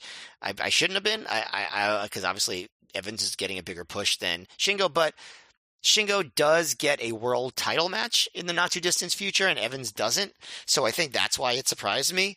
But yeah, I think it could have been a lot more, but it certainly wasn't. It certainly wasn't bad. It was entertaining. I think it was. I think Evans worked hard and did a lot of cool spots. I don't think this was Shingo's best effort, I guess is how it came off to me. I thought this was disappointing. If you had told me before the show that I'd enjoy a Brent Albright versus Homicide match more than Jack Evans versus Shingo, a lot more, honestly. Yeah. This is significantly worse than Homicide versus Brent Albright. I love Jack Evans. Shingo feels like he had started to settle into more of a groove in ROH with some of his 2007 performances. On top of that, like I mentioned earlier, they were really good together in that four-way just a month or two earlier. So where did this go wrong to me? It was like I'm a big fan of matches that aren't your move, my move the whole way through. That how I like matches that have more pronounced momentum shifts.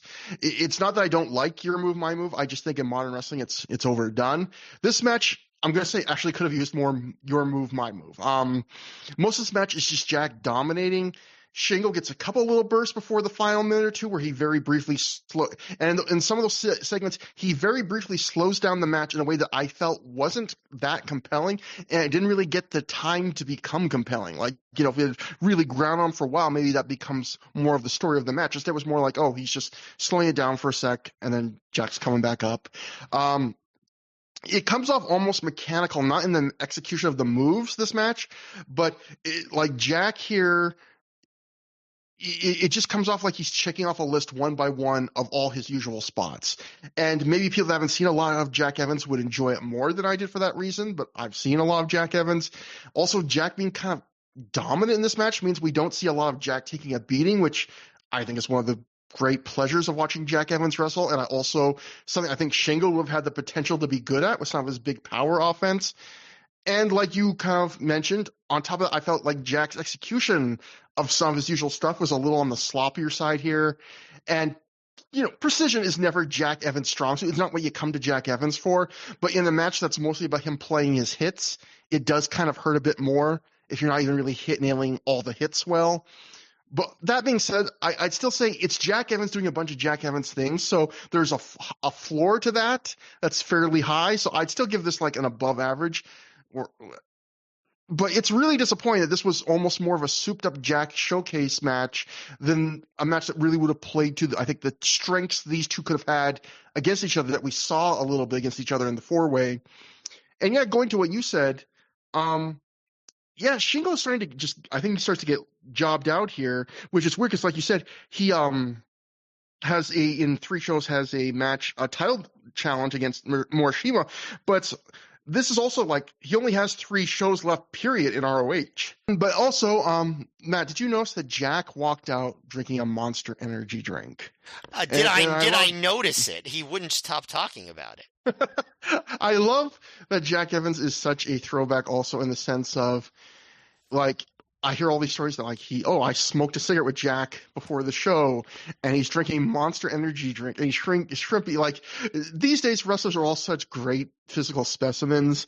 Like, Jack Evans really was for the classic like aughts indie wrestler energy of how is this guy a wrestler? Like, he does like the most amazing thing you've ever seen, but he also looks like he could be homeless. But he also clearly looked like he was in good shape, right? Like, it's not like he was had a bad physique or anything. No, definitely. And that brings us to our semi-main event. I think this was the No Remorse core of Davey Richards, Rocky Romero, and Roderick Strong defeated the Resilience of Austin Aries, Eric Stevens, and Matt Cross in an elimination match in 27 minutes, 45 seconds. Roderick eliminated Eric Stevens via pinfall in 12 minutes, 3 seconds after he hit the Gibson driver. Davey Richards eliminated Matt Cross via pinfall in 21:44 after he hit the DR driver. And Rocky Romero eliminated Austin Aries via pinfall in 27:45 with a Tiger suplex. This match was a little strange. So, to me, first, it continues the weird booking of this feud so far, where whenever one of these two factions make a major move, like announce a new member, they almost immediately lose. Davey Richards forms the No Remorse Court with Roderick Strong, and he doesn't start winning. He continues a long losing streak he was already on. In fact, Matt, this match here is the match that ends Davey Richards' 12-match losing streak. This show was in the middle of April. This is the first match in ROH in 2007 Davey Richards wins. Yeah, it's crazy. Yeah. Then you have Rocky Romero. He joins the No Remorse Corps, and on the show he joins the team on, his tag team loses their match. Matt Cross joins the Resilience before they get the name, and he wins a tag match that night with Aries. But even there, Cross has some other bookings so he can't do the next two ROH shows. So they immediately after that win do an injury angle on that show to explain the absence. And now here on this show, Aries names his new stable, talks about you get beat down, you have the resilience to get back up again. Eric Stevens joins, and they lose an elimination match, 3 falls to 0, and Stevens, who in these first 3 shows came with a fairly strong push of like 2 squashes, the likes of ROH doesn't really do, those really super short squashes, and then the 4-way win tonight, and he's the first guy eliminated. They're all clean eliminations. I know it's classic wrestling logic to have the faces lose early in a feud, to have this challenge to overcome, this hill to climb, but it also feels like classic wrestling logic that in a feud like this, where the story is it's this escalation between these two guys, Strong and Aries, they start to staff up and find stablemates, that every time they do, the feud's momentum should probably shift in their direction, at least for that night. And instead it feels like the opposite has happened so far, where every time one of these stables makes a big move, they then eat shit immediately. It feels like every booking result in this feud almost has come one show or one story beat after it should have. But that being said, that's just the booking of this. I thought the match itself was strange in that I felt like this was a match where the first fall was very good, almost approaching great. I thought we were like in for a hidden gem. And once Eric Stevens gets eliminated, I felt like I completely lost something. Like, the Stevens-Roddy interactions are the most fun part of this match. They're going for each other immediately. Stevens is pulling Roddy's shirt over his head before he chops him like it's a hockey fight. At one point, Stevens and Aries recreate Aries and Strong's old slingshot into the elbow into a splash combo. But first, you can see Stevens make a point to yell from across the ring, "Hey, Roderick, does this look familiar?" Like, there's just this bit of an edge between those two guys the entire first fall that's really fun. And really, I felt a lot of guys in that are good in that first fall. Like, the Resilience runs in on their entrance and immediately starts brawling. They don't wait for like introductions. And in the theme, I felt like of a few matches in the middle of the show, there was like a surprisingly high level of effort for a low level B show. And then even on top of all that, Matt, after the crowd was laughing at the choo choo earlier, they're completely all aboard the choo-choo train here. Like, they keep chanting it. They actually chant choo-choo train at one point. When Stevens finally says choo-choo before he hits an elbow drop, this crowd, like, it's one of the biggest pops of the night. They lose their fucking minds for it. Stevens, I thought, looked really good in that first fall. He's the most over guy in the match in the first fall. And, of course, he's eliminated first. And cleanly. So, one thing I'll notice on that Monumental podcast, one thing Eric Stevens said, and he was talking not about this match, but more about the later stages of his ROH career. He said one of the things he felt like went wrong in his ROH run was he felt like he lost the matches he was supposed to win, and he won the matches he should have lost. And I kind of felt like the momentum with this crowd on this night, he should have done better being the first guy eliminated. It felt like, based on the way he was getting pushed on those first shows and how the crowd was really taking him to him here. And second fall after this, is mostly Matt Cross getting beaten down. And the problem there, I felt like, was the beatdown wasn't compelling enough. It wasn't brutal or exciting or nasty enough to really fully grab me. And the eventual comeback wasn't terrible, but it wasn't compelling enough to grab me either. Like, neither were horrible, the beatdown or the comeback, but you really needed one side of that at least to hit a home run. Like, you can have a meh beatdown if it builds to a great babyface comeback. And sometimes you can have a meh babyface comeback even and get away with it if you have a great heel beatdown first. But you can't be meh on both ends. I felt like that was.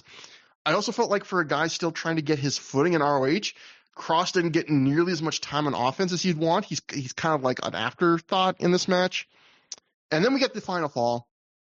And in theory, the valiant babyface fighting the heels 3-on-1 in a last stand should be like a slam dunk, right? Like that's a naturally dramatic pro wrestling situation. And it's 6 minutes long, this segment. And again, a lot of it is a beatdown that isn't that special and a comeback that is fairly good but doesn't really redeem it. Like the beatdown is the heels doing a lot of mid-level stuff with quick tags, all very sensible things, grinding Aries down, but it's at a point where the match should really be picking up. I would say there's one moment in it. There's Roderick is holding Aries' arms behind his back, and Romero and Richards are taking turns kicking Aries in the chest. And I thought, yes, like I want more of that. Give me just fun, brutal spots where Aries is getting absolutely pasted and overwhelmed, where you really just emphasize like how screwed this guy is. And but that's like an outlier in that section. Davey, I will say, continues his great comedy chops, and other than the Roddy and Stevens sequences, I thought he was the highlight of this match. Like, there's a moment where Davey has Aries in a hole, and he walks him to their corner of the ring to get a tag, and Romero tags in by slapping Davey's back, and a loud spot that actually made me laugh out loud. Davey just sells the tag that had hurt him, and he goes, "Oh, God damn it!" Davey later does this amazing and overdone style of an Austin Aries back chop. So, Davey just, his weak point apparently is his back skin. And there's a moment too where the crowd chants, "Let's go Aries," and Davey's in control. And Davey goes, "Oh, he's going all right in the mat." And then he suplexes him. And I just thought, Davey is such a tremendous dork in the best way in this era.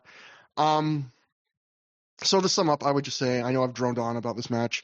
I don't know if this being an elimination tag was meant to like evoke or recreate the famous Generation Next 8-man elimination tag that stable had on its first night. But this certainly, if that was the case, it certainly didn't hit those notes. It was weird booking that I felt like went against the natural momentum they had just started creating as of this match with Stevens. It kind of went against the momentum of the match. As a match, the first fall was very good, bordering on great. The second two falls were significantly below that. So maybe the match averages out to like a low good, maybe for me, between the vibe of the booking and the fact that all the best stuff happened at the start. It's not a good I'm super enthusiastic about. Yeah, I don't think every match has to build to a hot finish to be good, but I feel like when you're investing a half an hour in a match, you want to like have something to look forward to near the end instead of it just being kind of like slow, getting slower and slower and then having kind of a downer finish, right? Mm-hmm. I wouldn't it have made sense to just like have Cross get eliminated first and let Stevens kind of show off in the end instead of having him show off at the beginning and then get eliminated first on what should be his coming out party? Like, could you think of any logical reason why they would have booked the match? I mean, this exact way of having Stevens get eliminated first? Well, I don't know why Stevens first, but why Gabe's philosophy, I do actually have a note on that. I'll just say this here and let you go back to your thing. Dave Meltzer wrote on The Observer at the time. The idea is to use Aries to get Cross and Stevens over as this year's new stars, similar to the original role of Generation X. The feeling is ROH fans won't accept guys without reps getting big pushes off the bat without earning their spot. So the idea is to portray them working from the bottom up by losing early and then slowly getting wins. Generation Next got their start by winning a big match against a bunch of established ROH stars. Yeah, and I would say that mindset is correct sometimes, but it wasn't all the time. It was more based on your performances. Like Samoa Joe came in pretty strong in Ring of Honor, and his performances dictated that like no fan turn on him. Or like, and the ironic thing is this thing that Dave says the ROH booking is trying to prevent. Stevens in that Monumental Pod interview, he notes that he thinks that actually did happen to him, because he says, like when he's talking about the matches I should have won and the I should have lost, and the matches I lost I should have won, he says like we'll get to a point early 2008 where he beats Roddy for the FIP title, and the next two shows to start 2008 he beats Aries and he beats Danielson, and he was like, I should have had those same matches, but I should have lost those matches, because he felt like that really hurt me because fans didn't think I deserved to beat those guys yet. So ironically, this kind of comes to what this fear Dave's alluding to kind of comes to pass, at least according to, we'll judge for ourselves, but according to what Stevens felt like. Yeah, I mean, and also this wouldn't really be that, right? It's a multi-man match, and again, Stevens didn't even need to win, but like having him lose, he could have been the last guy. Yeah, he could have been the last guy and done all those cool spots, because like the spots that he was doing right before he got eliminated were the best parts of the match. Especially my favorite spot of the match was the part where he does that like throw up Roderick Strong, catch him, and turn it right into a power slam. Like that was awesome, because like it looked, I mean, Roderick's head looked like it came so close to hitting the mat, but he didn't. Like he got him over perfectly. Like I thought that was so, and then right into the Oklahoma Stampede and stuff. He looked like a world beater there, and the crowd loved it. Like it was the hottest they were all night up to that point. So I mean, it clearly, I mean, I guess hindsight's 20/20, but I don't know. I feel like you and I could have said in 2007, yeah, don't have the baby faces all lose consecutively and have the new person you're trying to get over lose first, right? Like, and then have just kind of like a slow, painful grind down until Aries gets eliminated. I basically agree with every little thing you said, and like, to the point where even late during the 3-on-1 section, there, after Cross is gone, and we're talking about like the 20-something minute mark in the match, and then Strong just like locks it an Indian deathlock, and it's like it seems late for that. So there were pacing issues in terms of the way this match was laid out. Yeah. So I thought the match was very good when all six guys were in. And the rest of the match, I'd say, told a logical story, but it was slow and kind of a downer, and I don't understand the booking. So, yeah, this was overall pretty disappointing.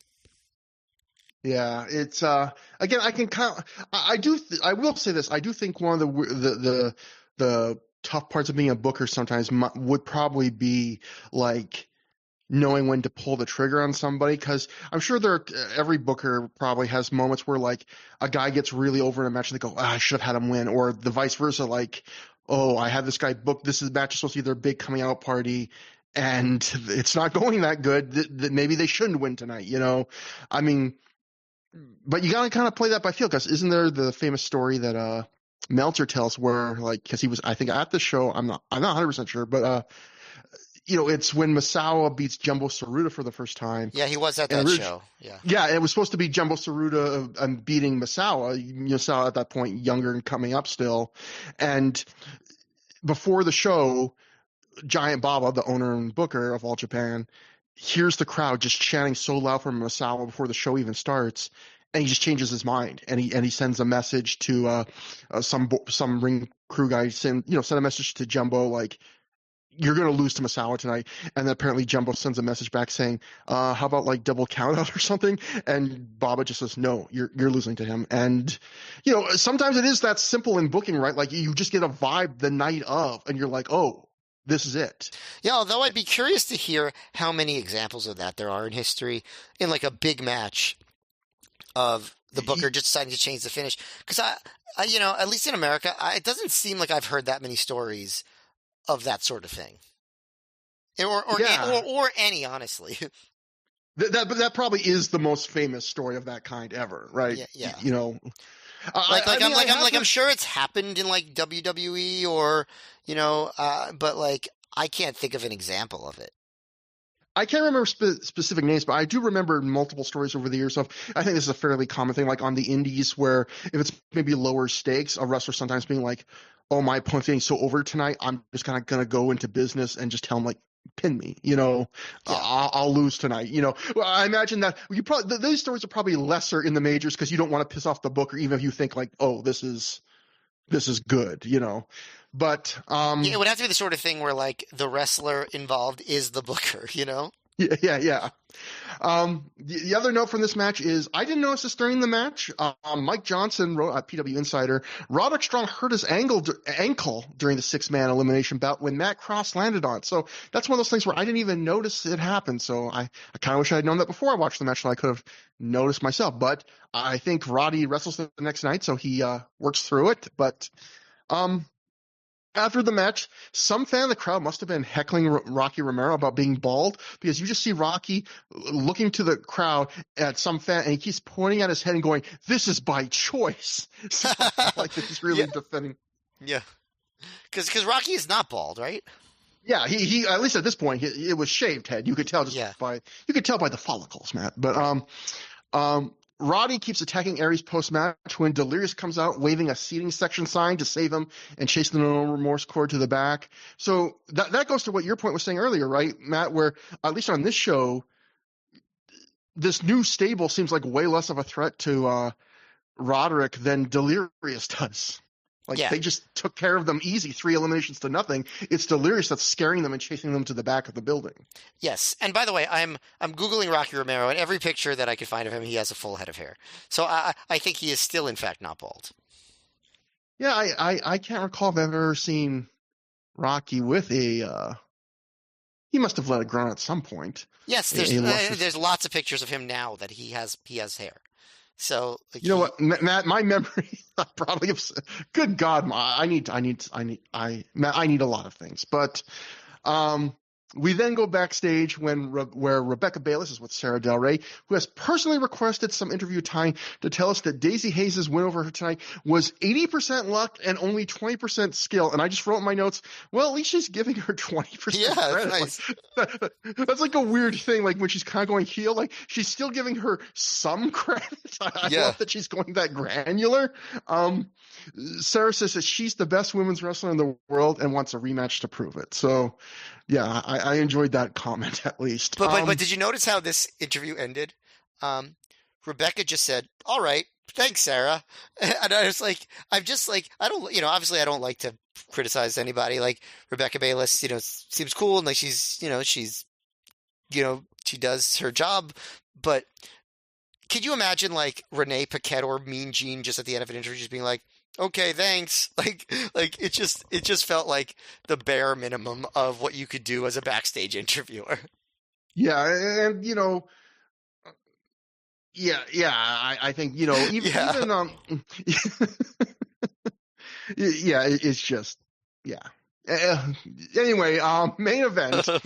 Doug Williams and Nigel McGuinness defeated Chris Hero and Takeshi Morishima in 18 minutes, 58 seconds when McGuinness pinned Hero after a jawbreaker lariat. So maybe lost in all the farewells we've been doing recently and will soon be doing on Through the Years, as there's a lot in 2007. There are a lot of departures of beloved regulars. Maybe lost in that is this double shot is also the last time we're ever going to talk about or see Doug Williams on this podcast, Matt. Like, he just does this show and the next one. I believe he does. I looked up on Cage Match a scant few matches for ROH in the 2010s whenever ROH comes to the UK. But in terms of the Gabe era and this decade, like this weekend is it for him. So that's crazy to think of because he was like a pretty important part of ROH early on. He was in the very first world title match. Yeah, he was like he worked probably, I don't know, 6 or more matches in each of the first 2 or 3 years each year. Like he was kind of like a semi-regular, like, special guest, and he was one of my favorites. He was one of my favorites during that era. Watching his mat wrestling, it was so fun to watch. And this match is also interesting because everyone in this match has been to Noah at this point. Like, Nigel had been on multiple tours at this point. Morishima, of course, is a main roster member there. Noah had been Williams' main promotion since 2003, and it would be all the way through 2008 before he went to TNA. Hero even just had his first tour of Noah the month before. So this is actually the rare match where it's a tag match in ROH that Noah could have run back anytime they wanted, probably. But, Matt, what'd you think about it? I thought, like, it didn't feel like a big main event, honestly, but I thought it was very, very good and fun to watch. It was all action. guys doing what they do best. I liked how just the start of the match during the entrances, because like they in ROH always the main event would get the in the ring entrances, which WWE had just started doing again at this point, like during their world title matches. But it gave Sweeney a chance to, when he was announced, do the I would describe as the strut of the century. Like it was just, and whereas Morishima just sort of stands there doing looking mean, and Hero does a bunch of exercises. So that was a fun way to start. I also wish more companies would do what ROH does, where all tag teams, no matter what, all come out together instead of all the individual entrances. Just emphasizes like here the match is more important than the entrance, even though people like the entrance. You know what I mean? Like I appreciate that. Yeah, wrestlers sacrificing their pop, because for people that don't watch the show, which will probably be most of you, Nigel and Williams come out together to one theme in matching UK jackets, no less. So yeah, I feel like wrestlers these days, they want I want my individual theme. I want my pop, my focus. The idea of just no, we're just going to share it. We're going to come out unified. Yeah. That's a good point. But also modern fans are conditioned to just especially WWE, but even AEW to a degree, they want to watch the entrance. That's a big part of what they come for. It's probably even true in Japan to some extent, right? But in ROH, they're like, nope, yeah, you're coming out together. You're getting one pop. It's fine. We get down to business. And I thought it was cool. For one thing, I really thought that Hero in this match impressed me because he finally struck a balance between the silly character and the serious wrestling character. He didn't go all the way into stooging comedy heel here, the way he was in a very distracting way in that world title match against Homicide back at Dedicated, or in that, the match with Nigel on the previous show, which was all about Johnny Fairplay. Hero looked credible here while still being silly, if that makes sense. And one of the things that he did was he did a bunch of Noah wrestlers moves to McGuinness and to Williams. He did the Akiyama Exploder. He did the Akira Taue choke slam down to the knee. He did the Marufuji Shiranui. That was a cool little gimmick that he had going for this match. I appreciated the less bullshit aspect of Hero. I thought that Williams always looked good. He stands up to Morishima. But Morishima pulls him to the outside and just runs him into the guardrail. So he still got to dominate. But I actually think Morishima took kind of a backseat in this match to everybody else. He just kind of picked his spots. There was a spot late where he no-sold Nigel European uppercut, super kick, and lariat by just screaming in his face. But Nigel's able to hit another harder lariat to take him down. I like that. And also the faces, they hit Morishima with a combo of strikes, a running knee, a running lariat. And then Williams hits this really impressive and well-executed gut-wrench suplex on Morishima, which I thought was another one of the highlights of the match. Then he hits a flurry of knees and a bomb scare knee drop from the top rope, and then Morishima hit a Uranagi, but Williams immediately comes back with a back suplex, which really made me want to see a Williams versus Morishima one-on-one match in ROH, which obviously we never get. I think it's I didn't look. I assume it's possible that they wrestled one-on-one elsewhere in Noah or whatever, but maybe not. I don't know. I know they had guys do a lot of tag matches in Noah during that era on the undercard, so maybe they never did do a one-on-one match. Did you by any chance look that up if they ever wrestled? No, I am looking up right now, Matt. So I will try and have. Cool. But yeah, so then Williams takes Nigel in, and Nigel and Morishima do a sequence, and Morishima just drops his ass on Nigel, which I liked. There was a spot where Hero actually goes for the go to sleep. Kenta's move. I guess I'm trying to remember if Punk had already started using it at this point. I think he had, but I'm not positive.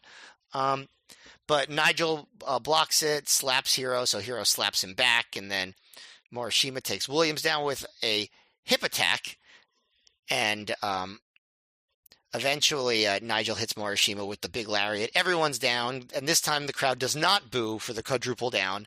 Everybody's cheering, and Nigel gets up first. Lariat's Hero. Then Williams and Nigel go for a double team Tower of London on Hero, but Morishima saves Hero, and then Hero kicks Nigel into a jawbreaker lariat position, but Morishima catches him with a side slam, a running boot, a backdrop driver, and Hero's the one who covers instead of Morishima because I guess he's legal. And Williams saves. And then Williams helps Nigel escape the backdrop driver, and Nigel runs into the jawbreaker lariat on Morishima, but Hero pushes Morishima out of the way and eats the lariat himself and takes the pin, which I thought was a good finish. Yeah, I would say this match didn't come close to being special or anything, but it was just fun and professional, and everyone was good, and the crowd was pretty into it, and and I think this just came off as a good house show main event, which, whatever, on this show made it stand out as, I think, the match of the night. So for some reason, cage matches match search isn't working for me, but just Googling it, I get some tag matches. I don't get I do not see any just regular singles match for the two. There is a Nigel McGuinness and Doug Williams versus Mohamed Yone and Morishima match out there. That could be good. But about this match, I don't think I liked it quite as much as you, although I do agree with some of the stuff. I disagree with some of the stuff. This match I thought was very logical from a booking standpoint in the sense of it's previewing the Nigel versus Morishima main event the next night. It's kind of the official kickoff of the Nigel Morishima feud. That's going to be a major angle in the months going forward, while it's simultaneously continuing the Hero Nigel feud, which we've talked about is one of Gabe's hallmarks of this era, and I'd say one of his great strengths, which is giving a guy two simultaneous feuds that they could bounce back and forth between and sometimes have them converge like they do on this night. All that being said, I thought all that context might be more interesting than the match itself, because I was kind of disappointed by this match on a B show where I felt like the standard of effort was pretty high on a lot of the matches.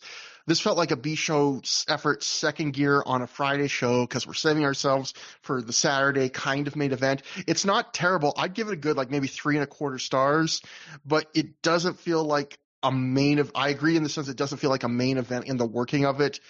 I felt like Hero was definitely not saving himself for the next night because this was a much bigger match than he had the following night, and that makes sense. That I think to me he stood out as the best person in the match.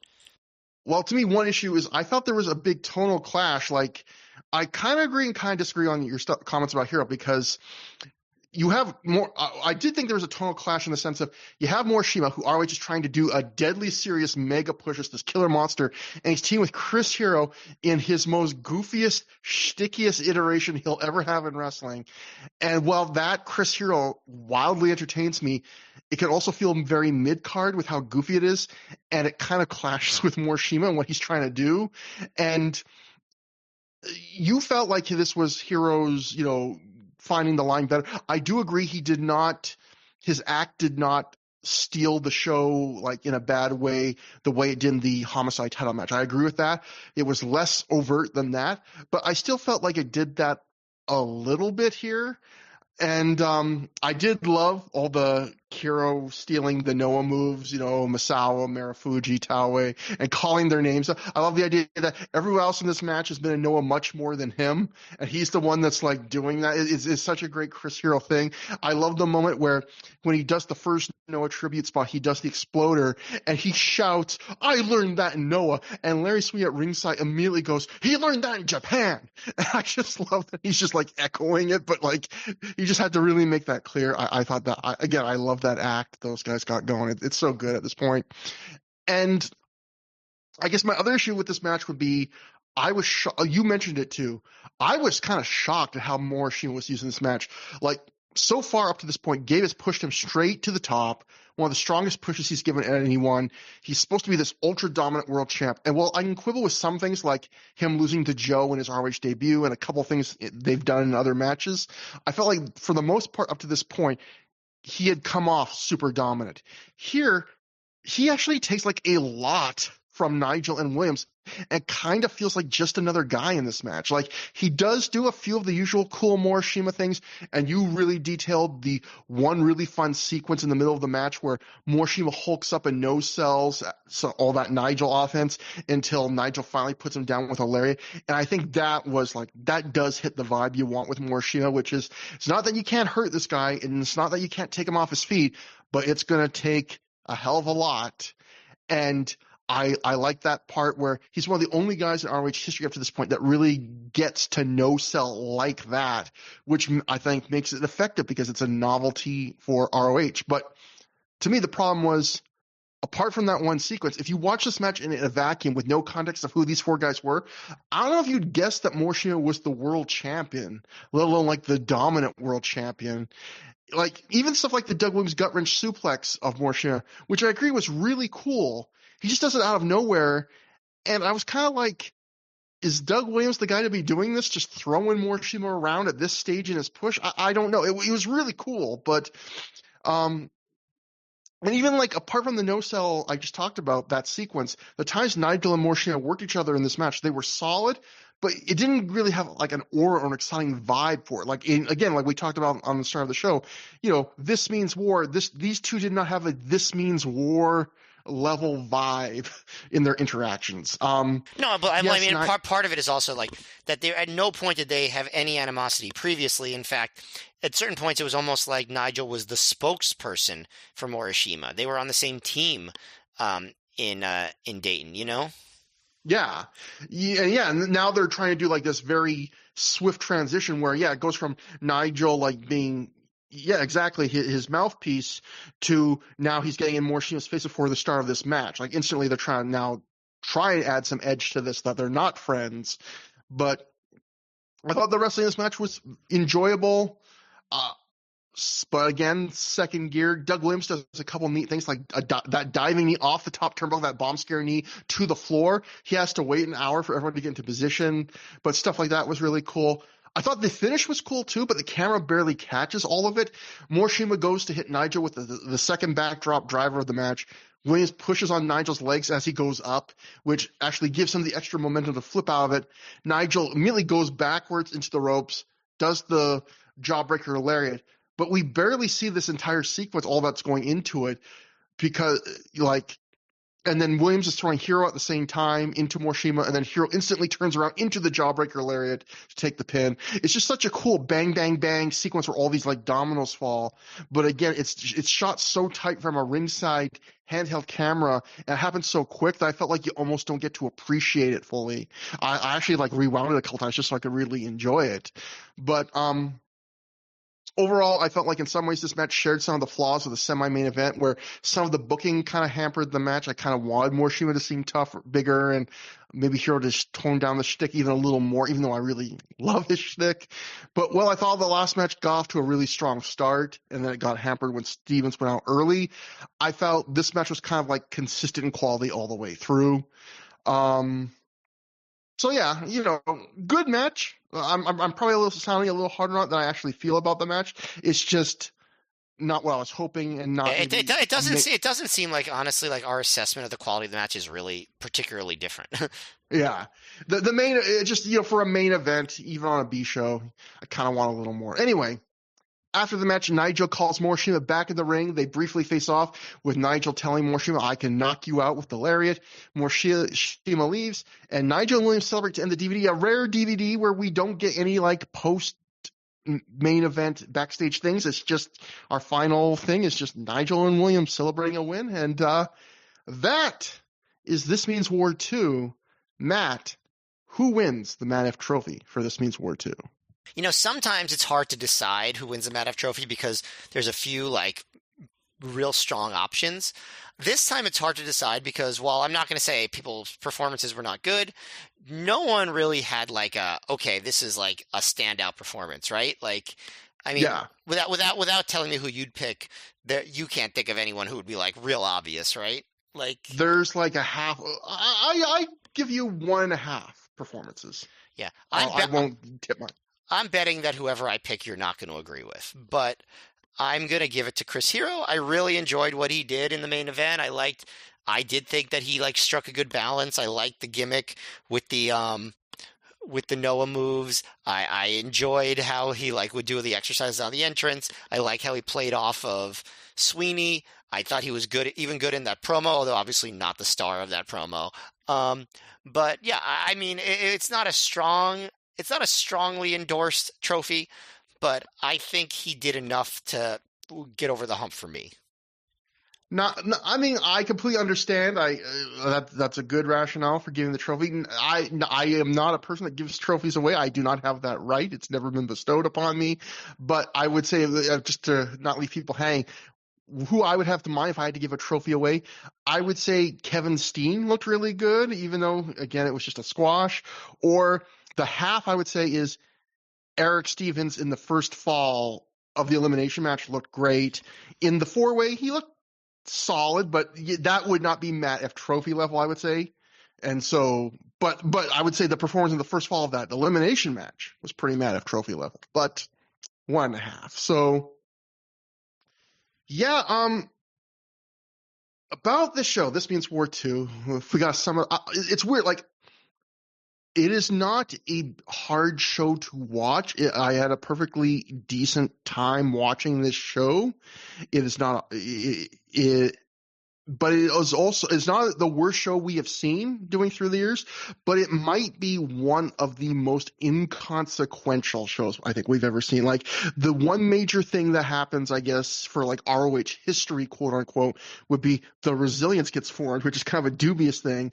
There are some booking balls that get put in the air where, Gabe is trying to plant seeds for a bunch of new stuff, but it's all stuff that really pops off and comes to fruition shows down the line. It's really one of the easier. There's no great match on this show. It is really one of the easier skip recommendations in the sense of this is a show you should only watch, in my opinion, if you are watching every single Ring of Honor show. And if you do, you will not hate this show. But man, you've got to really like Ring of Honor to want to watch this show. Yeah, I don't necessarily disagree with you about the quality, but I do think I disagree with you about how consequential it was. I'm not saying it was particularly consequential, but I think we've seen plenty of B shows that did less to move the ball forward on storylines than this one did. Between really the beginning mission statement of the Steen and Generico heel tag team and the beginning of the Resilience, I think they moved some balls forward in a real way, I think. As far as the quality of the show, yeah, I mean, there was really nothing special match-wise at all. I'd say probably very few shows had lower peaks than this one did, if that makes sense. Like, Yeah. there were plenty of worse like shows that were like worse that still had like a great match, and this one really didn't have a great match at all. So I think that's a mark that I have against it. But I will also say, compared to some of the B shows we watched in that late 2006 era, the vibes here were not bad at all. Like, it felt like still like an enjoyable promotion with stuff to look forward to. Whereas on some of those shows, it was like, ugh, like, what are we doing here? So I think this comes off better than some shows from late 2006, but the peaks were low, I guess is what I would say.